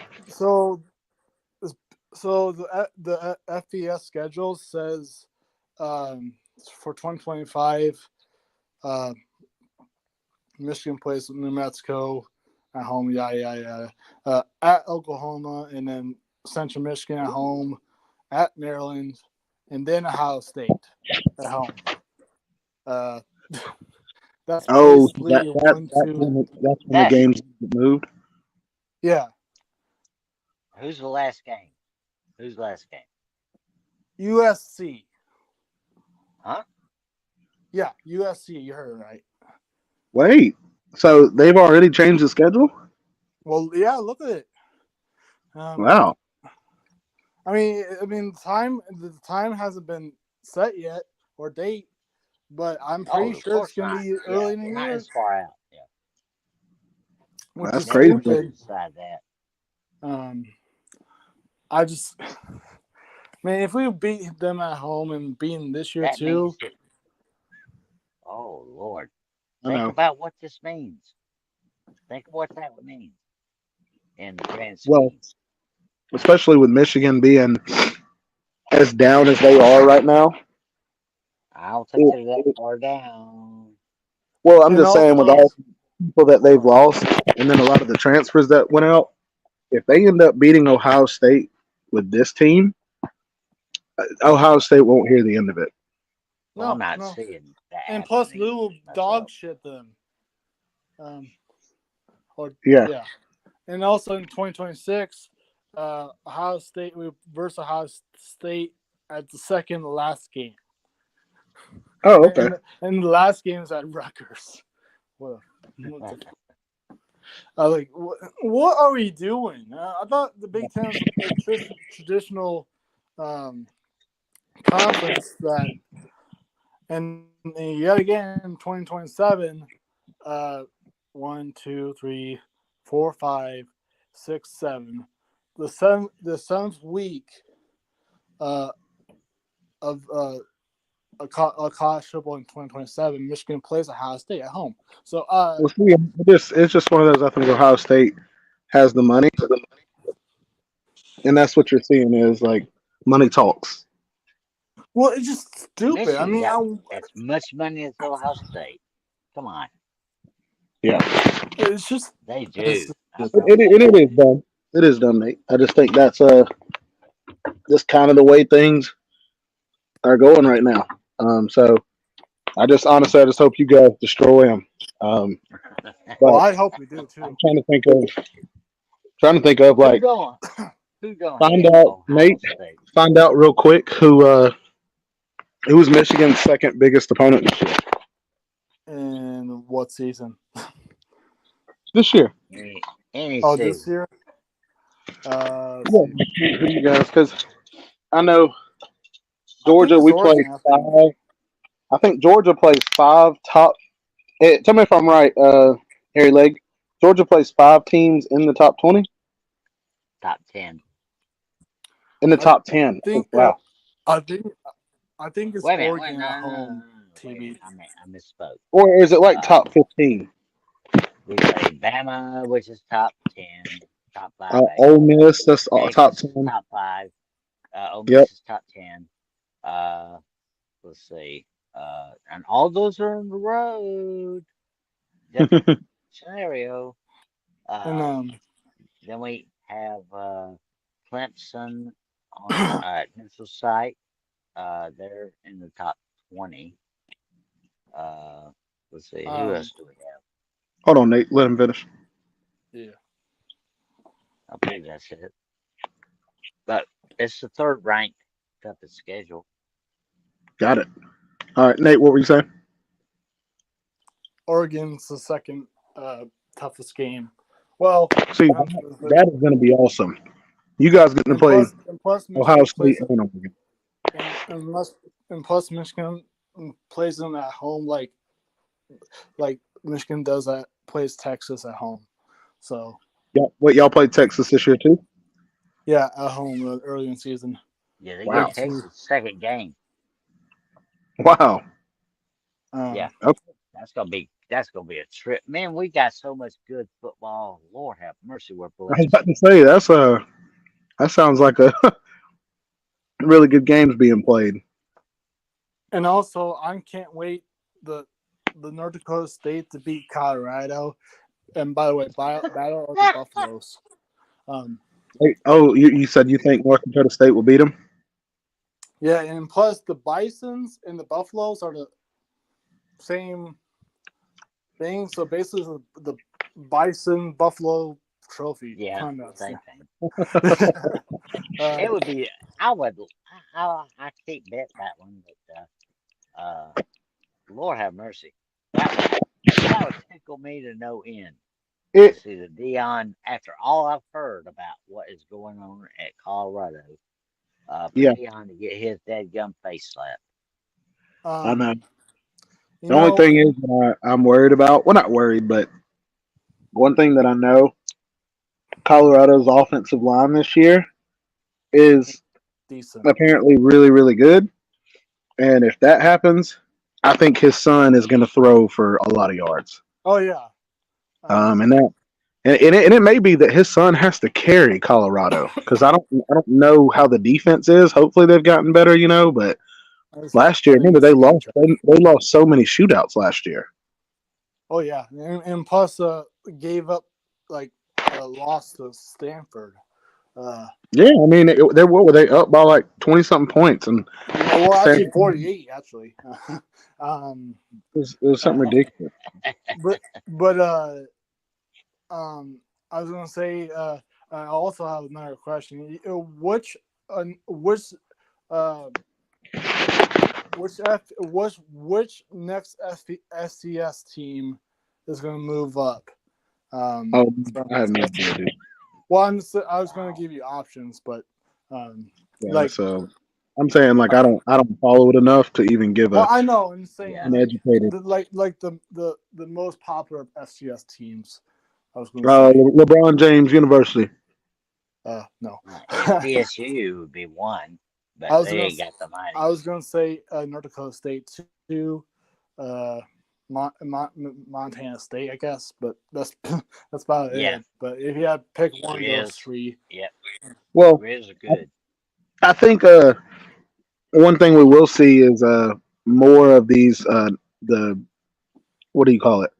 Non-power four. I guess it's power four now, not power five. yeah, But Right. um, you're going to see that those kind of schools start to step up a little bit because all they have to do is make the playoff, and your recruiting goes up. yeah, Especially if you're a smaller school, but you get to play against LSU the first round of the playoffs. All yeah, right. Let me lay this on you. Let me lay this on you. Liberty is one of the favorites of the others The group of to make five. playoffs, right? I And heard Okay, like Boise State or they Tulane. play no Power Five at all. really. No. Boise State's in the power four, Nate. Oh no, they're in Mountain West. I thought. I thought they just moved. Did No, they? Boise State's still in Mountain West. They did. Oh, okay, okay. I thought they And were on the list of possible. no, Maybe Boise they're moving State's next got a year. I don't know. regime change though, so I don't see them doing it. Uh, Got Um, let's well, see. Tulane already had their Tulane's got a regime change. Coach went to Houston. yeah. it. That's crazy to think. See, You when you know, start breaking it down, you got to start looking at these things. Where the coaches are going, that's where the essence of the team is going. Literally. I'll talk to you later, TB. I'll be right back. Okay. Sure. No, but I agree completely with that, dude. It's one of those things like you basically follow the money. Um, Yeah. but I think too, you have to. A lot of these coaches want to go to programs that are willing to spend money on the program, and it's not just talking about NIL, but just in general. You want to have a program that's going to back you, right? But that's the toughest thing now with coaches. You have a decent year, but you're not willing to spend money. That school's not willing to spend money, so now you're losing players to other teams. Right? And that's But just see, the way that's the way it works. I think that you might be missing the fact that they are not spending the money uh, on the assistants and the staff necessary to develop That's true too. Yeah. a program that can then develop players. Well, Uh, because if you have a player show out, and all of a sudden, everybody sees that he's really good. If you don't have anybody that they know or he knows that can develop him for that position for the NFL, he's going to transfer. He's going to go to a school that, you know, like a cornerback, Taki Smith. He's at West Virginia, becomes an All American, comes to Georgia, literally gets hurt, and he's healthy for a lot of the season, but doesn't play a whole lot. Decides he's going to come back for another year, and ends up becoming a draft pick. And it was like he knew coming to Georgia he would be able to get developed at a very high rate. So Well, to your point, uh, he followed his coach.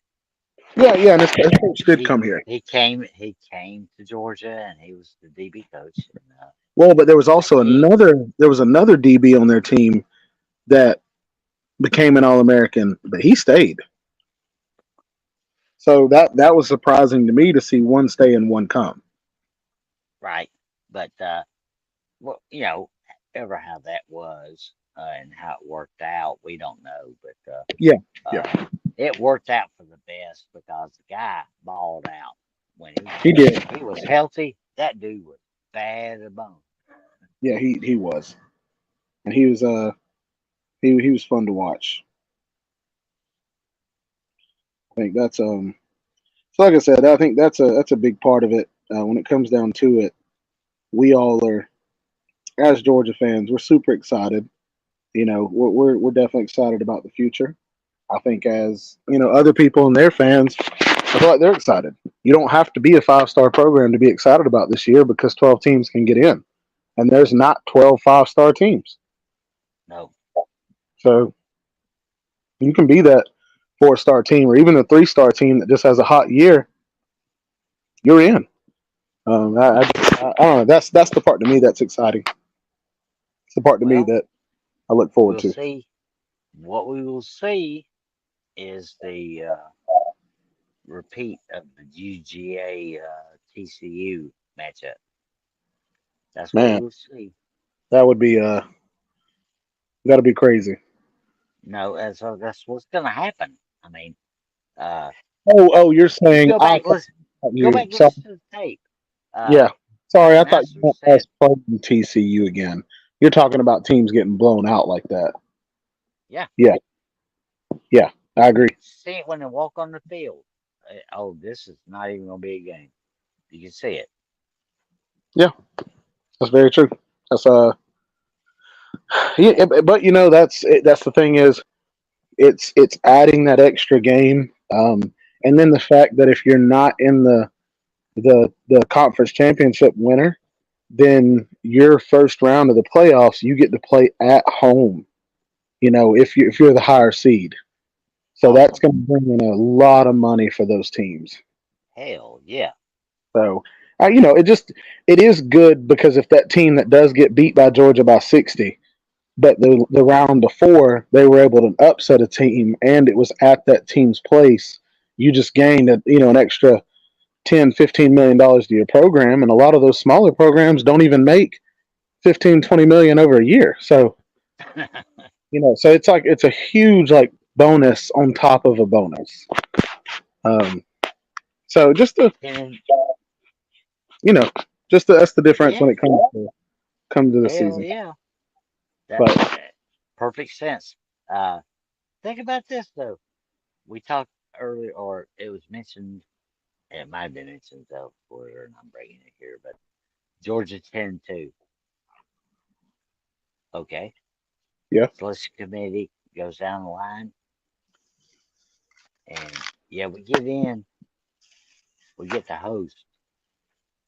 How big Oh, would that be? thanks. Oh, dude. Woo! And I know bringing money, yes, that's cool and all, but I just think of it as a Georgia fan how hyped up that stadium's gonna be. Like that is, and the fact it's a one and done. That's the thing that's so cool. Yeah, It's like a real playoff game in college basketball at March Madness. So, yeah. We're gonna go home.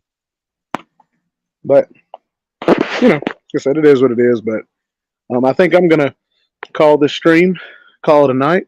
Um, this was very fun. I hadn't streamed in a while, but figure we'll have to do some more of these very, very soon. And Well, I want to invite you tomorrow night, 8 o'clock. Uh, Gamecock. Let's see, it's Gamecock Grind, Rooster, okay, 8 o'clock. We're gonna try to make a power panel here. Uh, Paul, what? a power panel. Oh, okay. Folks, to discuss the ball. Every Friday night, 8 o'clock. Same guys. I just seen you was on, brother. Dang, I was just telling him I'm about to call it. But I will keep it for just a few minutes, try story. But I'll tell you, Harry, I'll try to make it. If I end up getting home in time, I'll jump on. That's Okay. cool. Cool beans. Okay. So, Um, what did I miss, Baskins? We're just talking Georgia.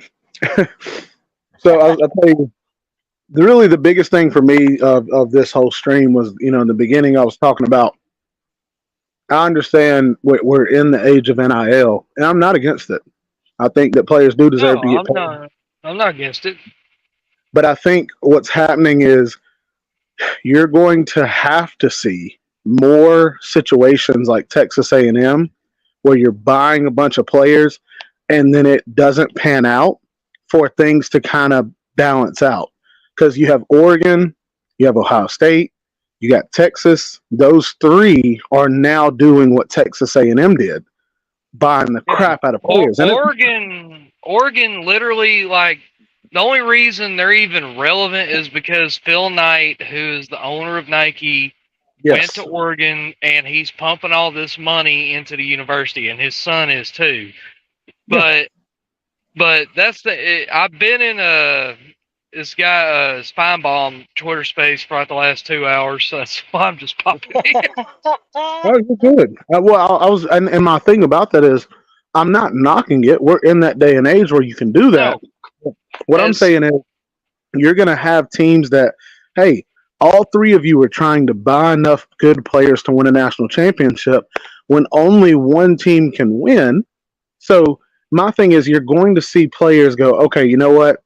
I thought we were going to do good here. We're not. I'm leaving. You're going to see these players bouncing all over, and it's going to turn into, man, you've been at 2 or 3 schools in 4 years. You have not developed in a scheme. You don't have a certain style. And then exactly. NFL teams are looking, hey, we run a pro style NFL offense. Well, there's some NFL teams that run a spread. That's fine. But when they look at you and go, man, you haven't developed in a pro style offense. And the spread offense is going, well, you haven't developed in a spread offense. You've bounced around. You're a good player, but you are not where we need you to be right now. We may See, take you as an off, what is it, an undrafted free agent. We may take you yeah, in the 6th round, but we can't trust that. yeah. See, here's the thing. Like, people can pinpoint, like, this one thing is ruining college athletics, or it's this thing, or it's that thing. Like, you'll hear it's NIL, it's the portal. I don't think it's really that. I think more what's going to end up being kind of, I guess you can say, what's going to end up hurting. I'll just say college athletics, not because it's not just football. We got basketball too. Baseball's getting really popular. Mm-hmm. You got golf. You got tennis. I mean, you got so many sports. The problem is, and I'm surprised this has not become like a Title IX issue, is that all these conference moves have been in the sake of football. You know, so Yes. what if you're on the baseball team and you got a midweek series? If you're do what? What'd you say, Harry? I'm talking to myself. Sorry. Oh, Oh, okay, okay, and that's why I made up the conference model I did, because it takes into account history, and it takes into account the teams you already have history with and where you geographically fit. Because I did it not just for football to make football great and competitive, but for the other sports. Like, you can go on my Twitter and you can see these, and you can promote them or do whatever.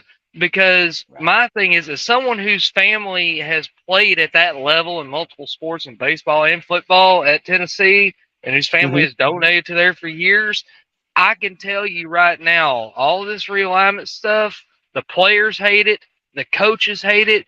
I can tell you right now, those schools on the West Coast, they're not going to have long-term success. I know. Yeah, I agree. I mean, you look at a school like like a Oregon or something. Like, yeah, they're getting all these players right now. I mean, listen. As soon as they start having weeks where they're flying 15,000 miles a year or 20,000 miles a year, like I think Who's the team in the ACC now? Was it Stanford or Cal? They got like 23,000 miles they got to travel this year in I think football. it's Right. Stanford. It's gonna cost money. Yeah. So and that's my thing. And here's the thing: people fail to realize this, and they think I'm just dumb and stupid about this. I said, no, I'm pretty plugged into the average college football fan, the average Joe college football fan. Yeah, Most fans of, let's just say, like I said, college athletics. I don't want to just say football, but basketball too, baseball as well. They're diehards. They're not casuals like you have in the NFL or in the NBA. They're yeah, diehards. They can, like, I guarantee I could ask Harry Legg about Georgia history, and he can tell you about the Florida Georgia game from 1973. Yep. yeah, I'm just using that as an example. Like, I could tell you about when Tennessee beat Georgia in '95 off a Jeff Hall field goal at the last second, or something yeah. like that, or beat Florida in '98 off a missed field goal or something. That's my point. And the fans, whether people admit it or not, the fans care about these rivalry games. That's why you've seen people clamoring for the backyard brawl to come back, or Right. Kansas, Missouri, or uh, you know, people are sad All that like they're losing Bedlam. Like, I heard an Oklahoma fan say he didn't care about that game, and I'm like, that I don't believe that for a second. Well, I want to play good oh no. teams. I'm like, teams are cyclical. I know. Teams I go know. in cycles, and I've said this because you can literally pinpoint with a lot of teams when they fell off. For example, I like the whole realignment thing. I went all the way back to even when Georgia Tech left the SEC in 1964. When they were in the conference, they were a powerhouse. Like, I'm Yeah, talking, they weren't just good; they were a powerhouse program. They still have the resources and ability to be one of the top programs, but because they left their home base with all their history and the fact that their boosters care about these games against Auburn, against Alabama. I mean, hell, they're in Alabama's fight song, for God's sakes. I know. And That's and when they left, they immediately fell off. You look at when Arkansas left the Southwest Conference, which led to the downfall of the conference because they were chasing the money and they thought, hey, we can continue our success into the SEC. And look what's happened. They fell off almost like that. You look at, here's some, I'm trying to think of some more teams. Look, Nebraska, Colorado, they left their base. Yeah, Missouri's had a few good years, but outside those 2 or 3 good years, they've been just complete dog shit in the SEC. well, and to your point, when you leave your base, like you're saying, when your base is one of the best teams in Conference A or whatever wherever you're at, and then you go to Conference C, which not saying C's worse or better. I'm saying when you go to a different conference, those conferences already have base teams.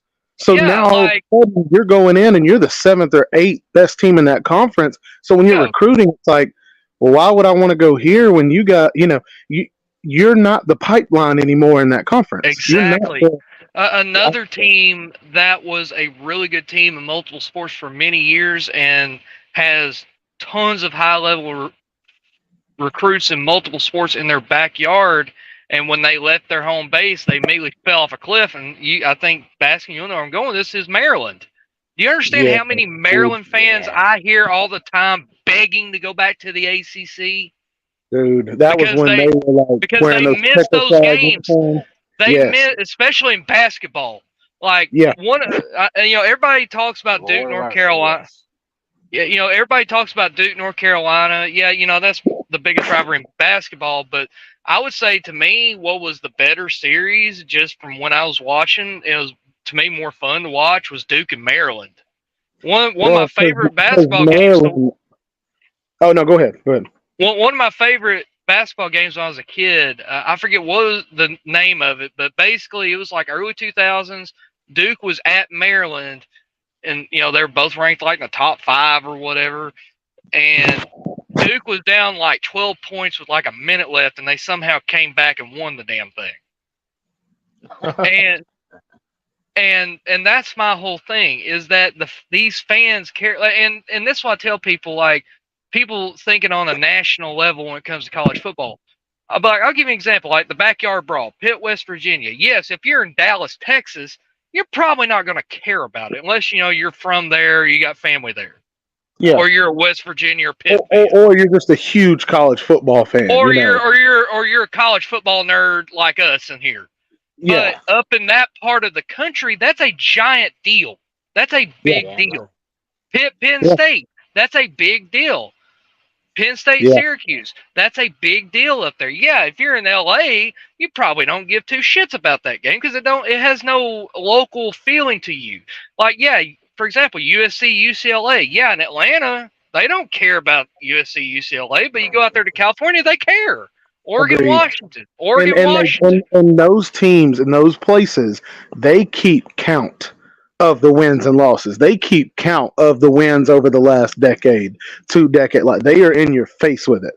We beat y'all 13 times out of the last 16. And I'm backtracking to the beginning part. I was talking about the NIL because that's the part where the same way these teams are chasing money and the football teams are getting the say so or are getting pulled into these conferences and other teams aren't being thought of. I think of it about these kids who they're getting money flashed in front of their face and it's hard to turn it down. But then what happens is you get there and then let's say something happens and all of a sudden you're transferring after your first year. And to me, I think NIL, and you tell me what you think about this. I think NIL should be something where you get paid what you are worth, yes, but you get paid for your production. I think NIL should not be as much about buying a recruit to come to your school more than it is, okay, TriStar had 2 touchdowns last game and, he's averaging, 85 yards on the ground, every game. And, dude, we're selling his jersey out every single week. Pay the man. Oh, he just got a sponsorship from the car dealership down the road. He just got a sponsorship from Progressive Car Auto Insurance. Okay, well, it's because he's dominating. His name's all over ESPN. Like, pay the man. Okay, this kid may not be on ESPN, but all of Tennessee country loves him, and they're buying his T-shirts. They're buying his, whatever. His it's jersey. like, yes, I think you should get paid for all of those things. Maybe you don't sell a jersey. Maybe you're a left tackle, and in 12 games, you haven't given up a quarterback hurry. Pay the man. Like, treat it like NFL if you're going to treat it like NFL. If he's doing a good job and he's producing and he's consistent, you know what? You get paid this. I think there should be an actual, some kind of contract where there are incentives for you playing good. Like, that's how I view NIL. I think that should be the case instead of, hey, TriStar, we're going to pay you $800,000 to come to our school. And it's like, oh, for real? Okay. And you get there, now you got $800,000, and it's like, what happens if you're a bust? Like, there you go. See, here's the thing, that the problem where it came was when NIL first started, like when they allowed it. They didn't come out with any kind of guidelines or anything, and see now there's nothing that they can really do. Because then, then what will happen is you'll have a player sue and say, you're limiting my earning potential. Exactly. Yeah, you can't. You're going to have to wait a year, 2, 3 years before you try to make an adjustment because so much is going on right now. Exactly. And here's my thing. It'll all, at the end of the day, it'll all work itself out. Everything does. And I'm sorry to keep interrupting you. I'm just thinking of stuff we said before.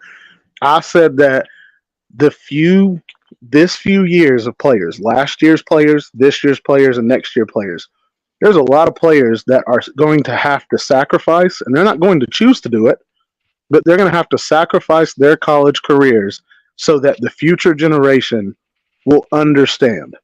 Mm-hmm. They'll see the results and go, you know what?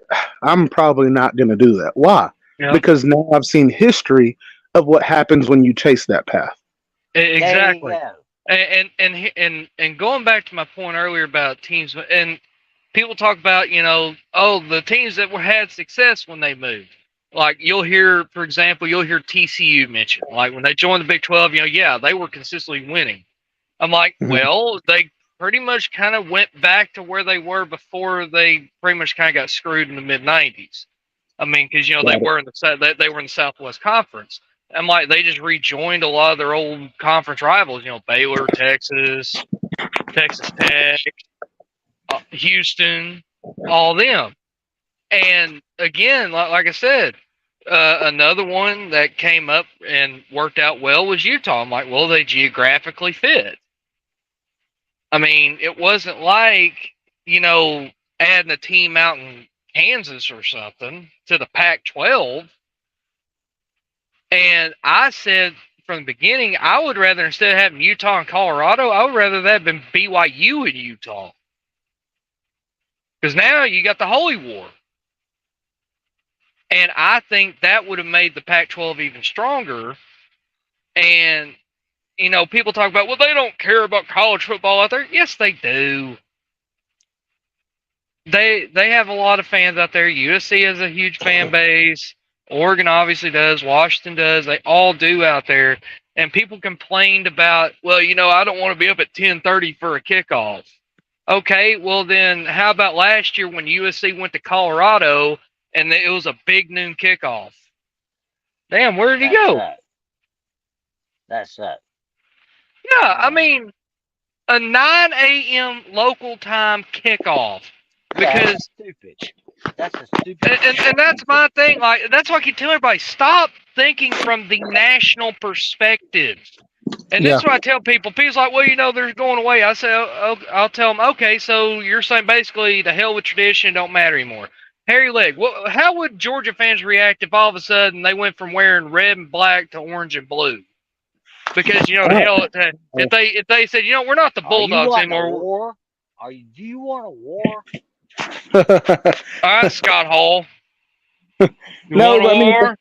But you're right though, and I'm not one of these like people. I'm not like an old head that's like no offense to anybody that thinks this way. It made me think of this. The whole like heritage, not hate. Like I'll wear my Confederate flag. So look, I don't care what you do, but I get the tradition part.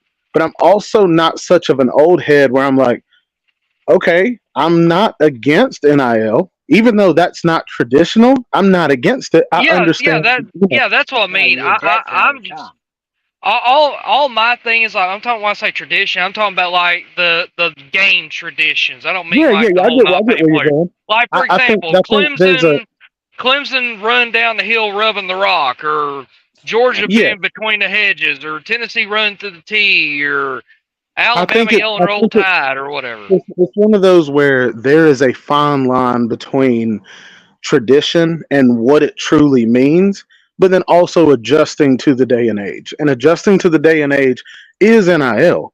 But then to take away, like you said, tradition to me, where it should stop, is when you start trying to take away rivalries. Exactly. For example,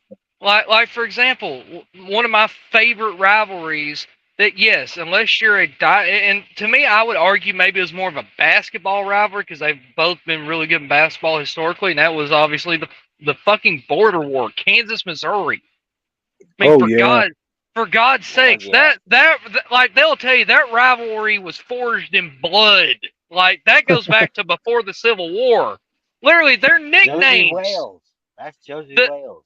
Their team names, the Kansas Jayhawks, Missouri Tigers, that goes back to the whole bleeding Kansas thing. The whole name of the Kansas Jayhawks was because the nickname of the people that were the abolitionists going against the people in Missouri trying to make Kansas a slave state were called the Jayhawkers. And the Tigers were a militia group out in western Missouri fighting the Jayhawkers. That's crazy. That's what I'm saying. Like, these two are just so inextricably linked with each other. What's up, Bally? That was the Red Legs. Well, that goes to that point of, even though I didn't know that, I still would support them keeping that game as a rival. But I'm sure every team, when it comes to their rivalry game, they all have a story. Now it may not be as it may not be as rich as that story, but that's the whole point of it being a rivalry. Yeah, like imagine if say Clemson and South Carolina said, you know what, because we want to be over here. We don't want to be over there. Like imagine if Clemson and South Carolina said, we're never going to play again. Yeah, and it's like, look, I get that. Maybe people would have good points to that, but what they're missing out on is a lot of Clemson and a lot of South Carolina fans live for that rivalry. They deeply care about that game. And if you're a team or if you're a program, what is your whole goal? To give your fans what they want. That brings in money. That brings in donations. That brings in members. So I'm not saying take your whole schedule and change it all to be old school, old fashioned, but at least give those guys that one or two games that they live for every year. And my thing is, people think like these old conference models, like I brought back, like the Southwest Conference, the Big Eight, and all stuff. They think that would not work today. I'm like, no, you're absolutely crazy. If you think about this, if you had the Big Eight right now with those 8 teams, Missouri, Iowa State, Nebraska, Kansas State, Oklahoma State, Colorado.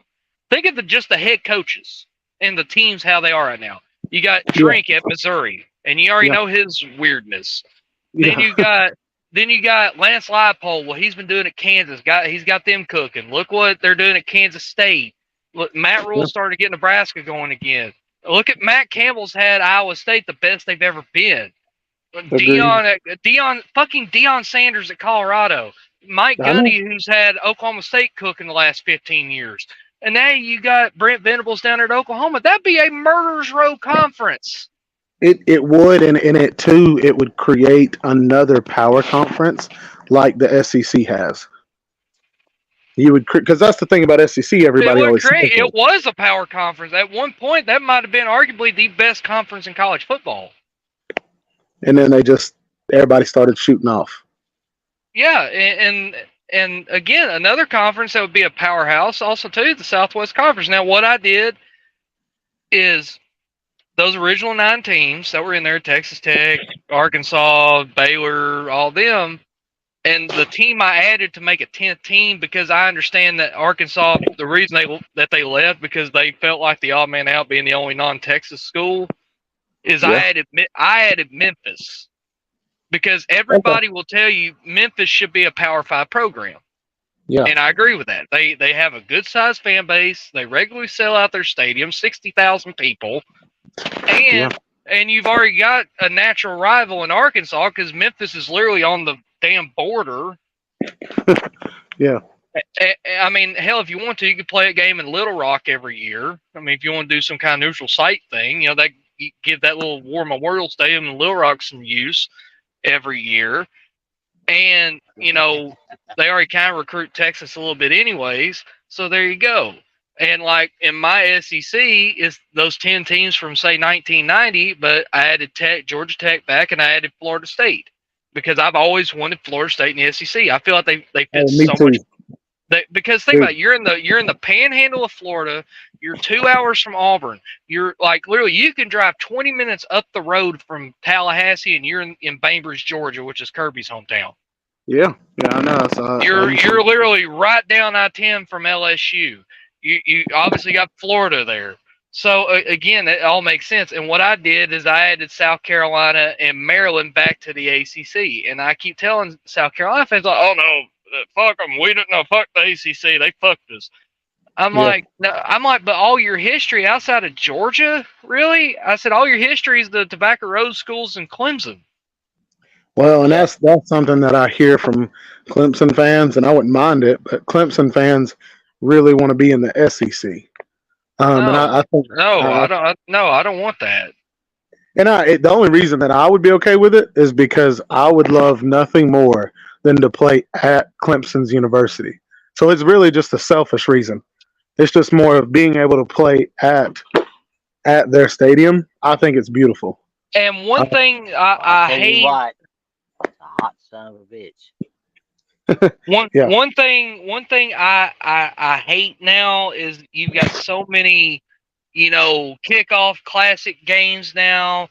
And like, for example, Clemson and Georgia, people might not realize this, but Clemson and Georgia is a big rivalry. Yeah. You're what, less than an hour from each other. And And this year, they're playing in Atlanta. In 21, they played it in Charlotte. I was like, you do realize that they both have 85, 90,000 seat stadiums that they regularly sell out. I would rather see that game in Athens. I'd rather see that game at Clemson. I am with you. To me, I'm only in favor of only 2 games being neutral site. One is Oklahoma, Texas, because where the Cotton Bowl is, you're literally the same distance between both, and that's where they've always played it, and it's integral to the state fair there in Dallas. So I'm fine with that. And the other one is Army Navy. In my opinion, they should take Army Navy to other places outside of the Northeast and New England. Like, I think, you should take it anywhere you have any kind of major military presence. Yeah, yeah. To me, that Army Navy should be the only game that's international. Because and the reason I like that is because you talk about where there's an army, like a presence. You know how the WWE does it, where they'll go out there and fight in front of. Yeah, tribute to the troops. Yeah, like that. If you did that with the Army Navy game, dude, or even like the Air Force, anything. I've said this, like Air Force. I've said this. Air Force should play 1 game a year in San Antonio at the Alamo Dome, and people's like, San Antonio. I'm like, that's where the Air Force does their basic training. Dude, now this is going way too far with it, but I'm just saying this. The military teams, I'm not saying NIL worthy, but I wish that the government would give, I don't know if you call it a grant, whatever it would be, whatever would have to work for this to happen. If the military teams, the Army, Navy, and Air Force, could have half of their home games host them at military bases, if you could somehow create that to where you're giving back to the troops, but then you're also allowing a Nebraska to travel out there. The thing is that I don't know if they would be able to have them like on base, because they'd have to build a stadium and that's kind of where I'm going with it. But for example, like here's what I would do. I would do the Army Navy game in Atlanta, because you got Fort Benning right down the road. You got I would even have Air Force play in Atlanta like one time, because you got Robins Air Force Base down there in Warner Robins. Obviously, Army Navy, in my opinion, should be in Jacksonville, because you got NAS Jacksonville. You got up in Kingsland, you got major Navy installment there.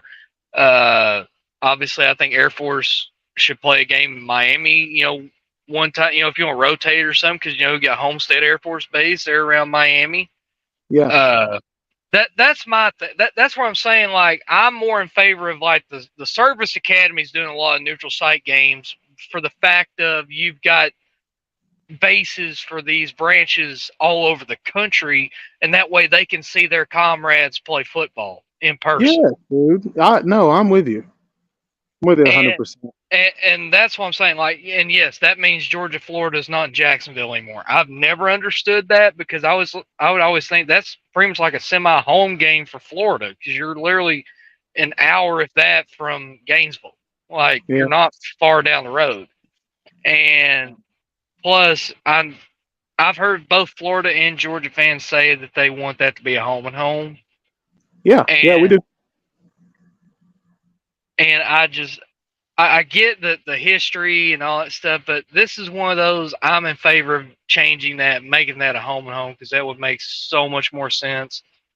And like I said, people laugh at me about the whole adding tech back to the SEC, but my business partner, he's a diehard Georgia fan. Keep that in mind. But he's from Atlanta. He's from the east side of Atlanta. I won't say exactly where, but I'll just say the eastern side of Atlanta. Yeah. He grew up around Tech. He grew up around all that stuff. Like, he knows Reggie Ball. He knows Demarius Thomas. He knew Demarius Thomas. Unfortunately, rest in peace. But he knew Calvin Johnson. He knew all these guys. And he mentioned this to me. He said, "Brother, people don't realize how much of a gold mine Georgia Tech is." I know.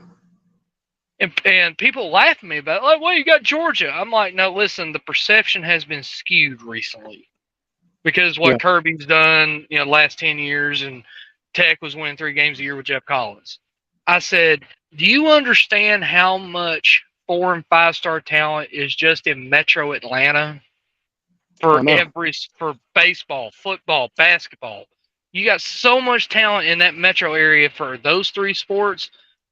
And the thing is now, and I don't know if people realize this, since they got that AD from Alabama to Tech, they're starting to invest.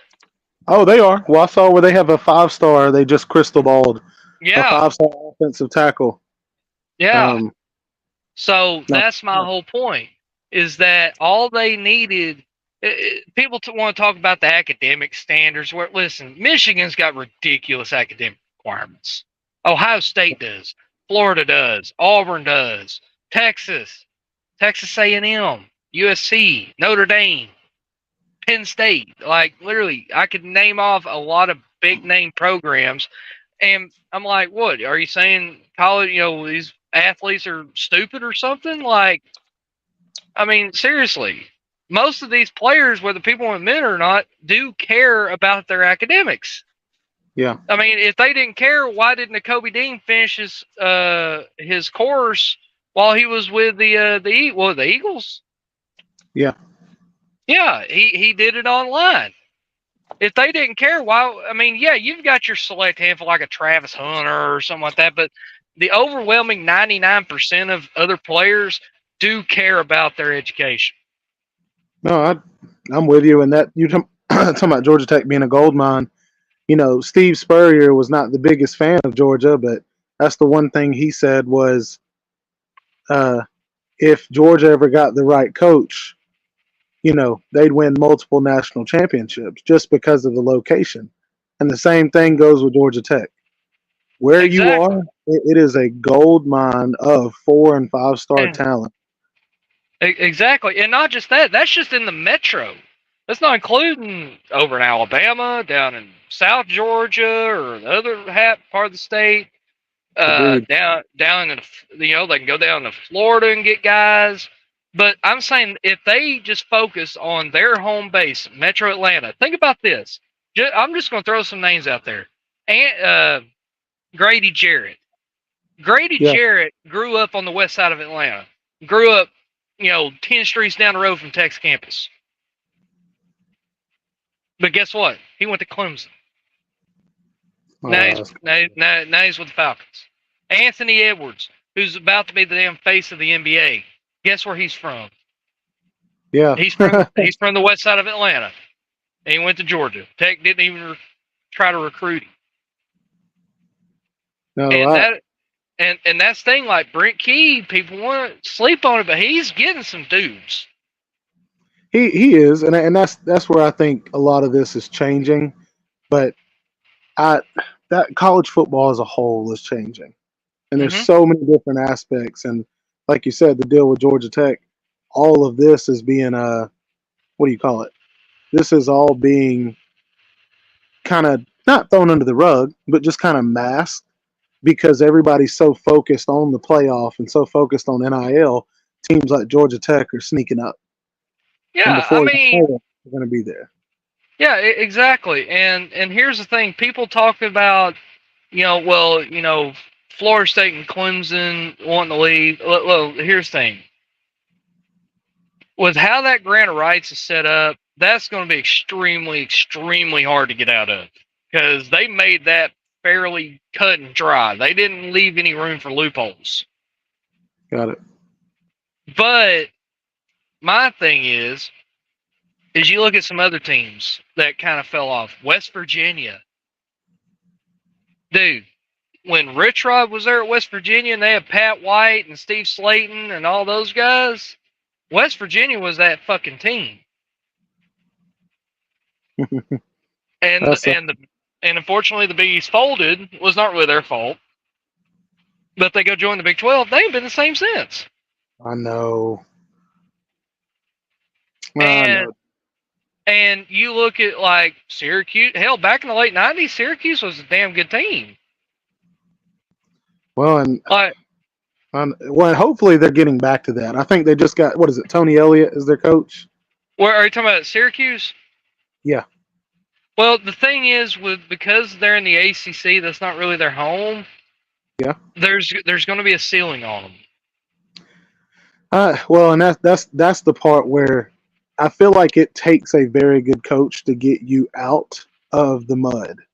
You know, it takes the pipeline, it takes the recruiting. Yeah, I wonder, does Tony Elliott have that? I mean, he's getting guys up there. There's a lot of talent that they can get into, like in Pennsylvania and kind of up there in the Northeast. They got some good players, especially in Pennsylvania. But my thing is that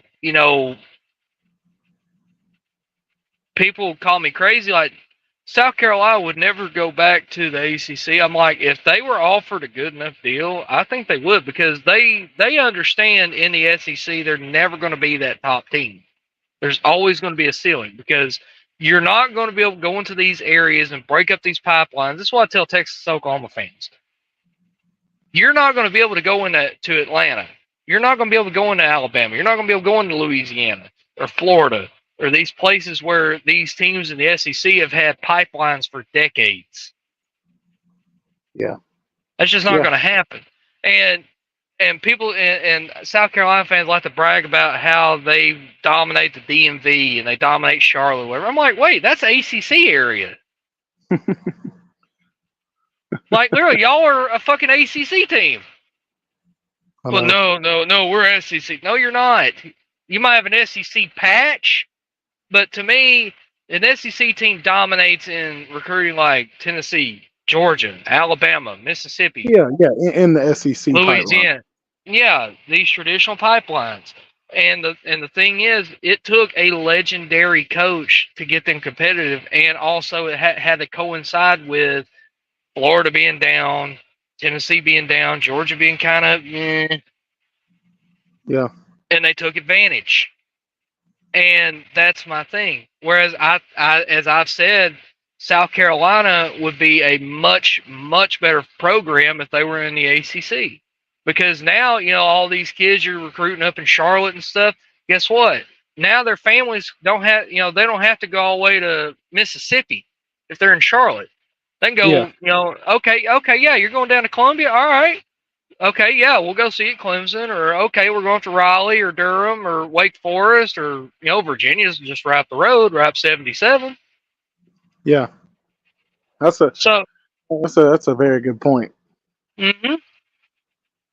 Well, and that's why I think there's so much talk when it comes out of the realignment. Yeah, like I'm hearing SEC people talking about adding Virginia. I'm like, why? Well, you can get into DC. I'm like, Virginia doesn't get you into DC. UVA doesn't. I said, you might get into Richmond, but you're not getting it. I said, if you wanted to go for the DC market, you would have went and got Maryland because they're literally in the damn capital beltway. No, you'll get kind of maybe the western half of the state, and you'll get into like Richmond maybe, but you're not going to get into up in Nova. You're not touching that. And this whole trying to chase like everybody's trying to say it's going to be like an arms race now and all. Listen, here's how I see it going in the next 20 years. You're going to start seeing, especially if they're not a founding member to the conference they're in, and if they feel like they're getting slighted and all that stuff, you're going to start seeing where you're going to have a lot of buyer's remorse. I can see this coming a mile away. Like, for example, when those West Coast schools see that they're not even competitive in the Big Ten because they just can't get those Midwest kids to go all the way out to fucking LA or go out to Oregon or Washington or whatever, then guess what? They're going to be all getting back together saying, hey, they don't give a shit about us. Let's just get the band back together. Yeah. I know. And people have said I'm crazy on this. I said, it's going to be the first school to kind of kickstart this. And they said, who? I said, Texas. Here's why.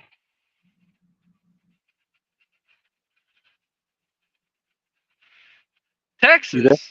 Oh. Yeah, I'm here. I was taking a puff off my cigarette. Oh, you're good. You're good. Texas I'm pretty sure you know this. I know this. Everybody, I think, that watches or knows anything about college athletics knows this. The University of Texas thinks extremely highly of themselves, right? They think they're God's gift of creation, right? They think they're the best thing ever. Right? They think they have the best of everything. They think they're the number one this, the number one at everything. So if they see that they're not that competitive in the SEC, and you see that, like how Arkansas has been the last 30 plus years, who's to say they don't meet up and say, you know what, they don't give a shit about us. Maybe they meet up with A&M too. So you know what, they don't give a shit about us. Let's get the band back together. Yeah. And that can absolutely happen. People's like, no, it can't. I'm like, it's happened before. People Well, forget. no, Like, I could see that happening, especially and that'll be especially kind of after, the Kickstarter to kind of get the yeah, ball rolling. Then they'll go meet, like, like I said, with Baylor, Texas Tech, and all, the old Southwest Conference members, and say, let's get it back going again. And then you're going to say, like, same thing Oklahoma, and look how Nebraska's been since they left, and say, hey, and plus how Missouri feels like they're all like they're not even considered an SEC team. So they meet with them in Nebraska and say, hey, they don't give a shit about us. Let's go talk I to know. Nebraska. And dude, Nebraska was close to going back to the Big 12 during COVID because they wanted to play football, and they were literally told if they was to go play these Big 12 teams like Kansas and Kansas State and all them, Yeah. Iowa State, that they would literally forfeit their conference membership. I So think the toughest thing on this is I think when it comes to the realignment stuff, it seems like there are so many ways that it could go that it's almost just unlimited. yeah, I mean, like I said, you can see like the Big Eight come back, you can see the Big East come back, the Southwest Conference, the Pac-12, or hell, the old Pac-8. Hell, you Yeah, can see the WAC come back. I would love to see the WAC. I'm talking about the original, like one that had like Utah, BYU, Arizona State. got it. That would well, and that's where I think for me, I will get into it more, but it's going to take the next. I think maybe after the next 2 years, well, maybe a year, we'll be able to see a lot more of where it's going for teams individually. Yeah, I think you're not going to see it right now because it's so new and there's so much change going on. But Yeah. I say in the next 20 years. Yeah, I could see that. I think in the next 20 years you'll see a lot of it, but I could see a start in the next year or two when a lot of the crazy calms down and that new car smell wears off. Exactly, the honeymoon phase. Yeah, exactly. Yes. And So and I am with and, this. and that's where I'm saying, people that watch this can call me crazy, can call me ridiculous, like I don't know what I'm talking about. But like I said, I've been adamant on this. I've stood on business about this. I'm like, Yeah. I can see this coming to my way because here's what you're going to start seeing. You're going to start seeing. You remember when Brian Harsin was at Auburn, and you basically had infighting between the boosters versus the AD. I have to say no. Okay, so when Brian Harsin got hired from Boise State to Auburn back in 2021. Yeah, I'm about to say I know when he was there. I just didn't know that all that Yeah, happened. yeah. So basically, the boosters wanted, I think they wanted Kevin Steele, and the AD didn't want him, so he went and got Brian Harsin because that's who he wanted, and it caused basically a giant rift. And they were like Brian Harsin was doomed from the start because he didn't have the backing of the boosters. And whether people want me or not, if you have to keep those boosters happy because they're the ones that donate to your university. Yeah. And believe it or not, these big time boosters and donors don't give two shits about the TV money. I know. They're fans just like me and you. They grew up fans just like me and you. And one thing you're going to start hearing is these boosters mad and upset because we look at us like we're not competitive over here. We're never going to be. Well, even if you are semi-competitive, if you're not the person they want, it's a downhill. Exactly. You're just going to have constant infighting. And that's what I see happening. Because here's the thing. Players are not going to see that TV money. And I keep hearing about how, how poor the ACC is and stuff like that. The ACC ain't damn poor. All those schools got money. Listen, with the endowments of these universities, they could wipe their ass with that TV money, even in the SEC or the Big Ten. Not the $100+ million TV deal Yeah, with whatever network. Literally at Texas, they could wipe their ass with that money. that's well, it's because they got more than $100 million. Well, that's my whole point. But that's most of these major universities. Because I mean, it ain't like we're talking damn Cleveland State Community College. I know. Like we're talking Clemson, South Carolina, Georgia, Georgia Tech, Tennessee. Like big giant public universities or private universities that have hundreds of millions or even billions in endowments. I know. So again, thinking that we gotta go make that extra 30 million or we're gonna be staying in line soup kitchen. Like that's just ridiculous. All it is just these ADs or these TV networks trying to get a little extra money. That's all it is. I know. Listen. And it ends up, I don't know, I feel like it just sends people in such a wrong direction. Well, yeah, because again, what they're doing right now is they're going to run the risk of what happened to NASCAR. NASCAR did the same thing. I know people say, "Oh, it's a different sport, it's totally different." I'm like, yeah, it's different, but it's the same idea. Business 101, the first rule is if it's something where you rely on fan bases or selling or selling products or anything. Rule number one: don't piss off your core audience. Yeah. And like I said, I think we can all agree most fans of college football are diehard fans that love the rivalries. Like you seen how excited people were when they announced that Texas A&M was coming back, Yes. or Pitt, West Virginia, I know. or like imagine if they announced that Kansas and Missouri is going to have a home and home series in football. I mean, my God. That would and that I think those are the kind of things that all you have to do is continue to like keep receipts. Keeping receipts on how bad people want these kind of games. Yeah, I mean, and that's why I say, and the whole thing in college football, especially, is like we brag about, we're not the NFL, and like we're big on tradition and all that stuff. Okay, well then don't be half about it. Be all about it. If you're so big on tradition, keep these traditional rivals. I know. Keep your tradition and history, because that shit does matter in college football and to college football fans. Like, I can tell you right now, if they said because of conference alignment that Tennessee and Alabama was never going to play again, you would have both fan bases rioting in the streets. I know. Or if Georgia Auburn said they were never going to play again, or Auburn Alabama, or LSU Alabama. If they said that game was never going to happen again, probably because of conference alignment, then you would have riots in the streets. I know. That's and look, I didn't even think about it, dude. I gotta let you go. All right, I gotta end the stream because I was supposed to end at like 1 o'clock. Yeah, I'm 1:45. about. It's late, brother. It's really really late.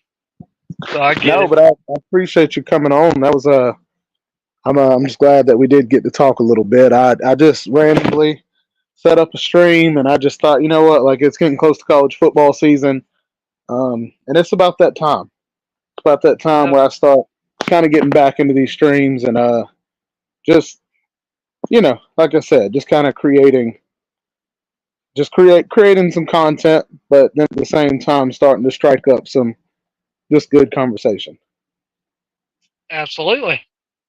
But no, I appreciate you coming on, dude, and I'm gonna try to go live Saturday night or Sunday night, and like I said, I'll definitely throw out the link, and you're welcome to come on. And I'm going to try to Of come up with course. some good topics, and just you know what I mean, just kind of put on a good show. Absolutely. Well, you have a good night, brother. You too. See you, man. And everybody else, appreciate you guys staying on. And if anybody comes across this, at least to the end of this, I'm proud of you. You have reached the final mission or final level. You don't even have to fight the final boss. We're gonna go ahead and just give you the win. But all right, guys, I'm out. I'll see y'all later.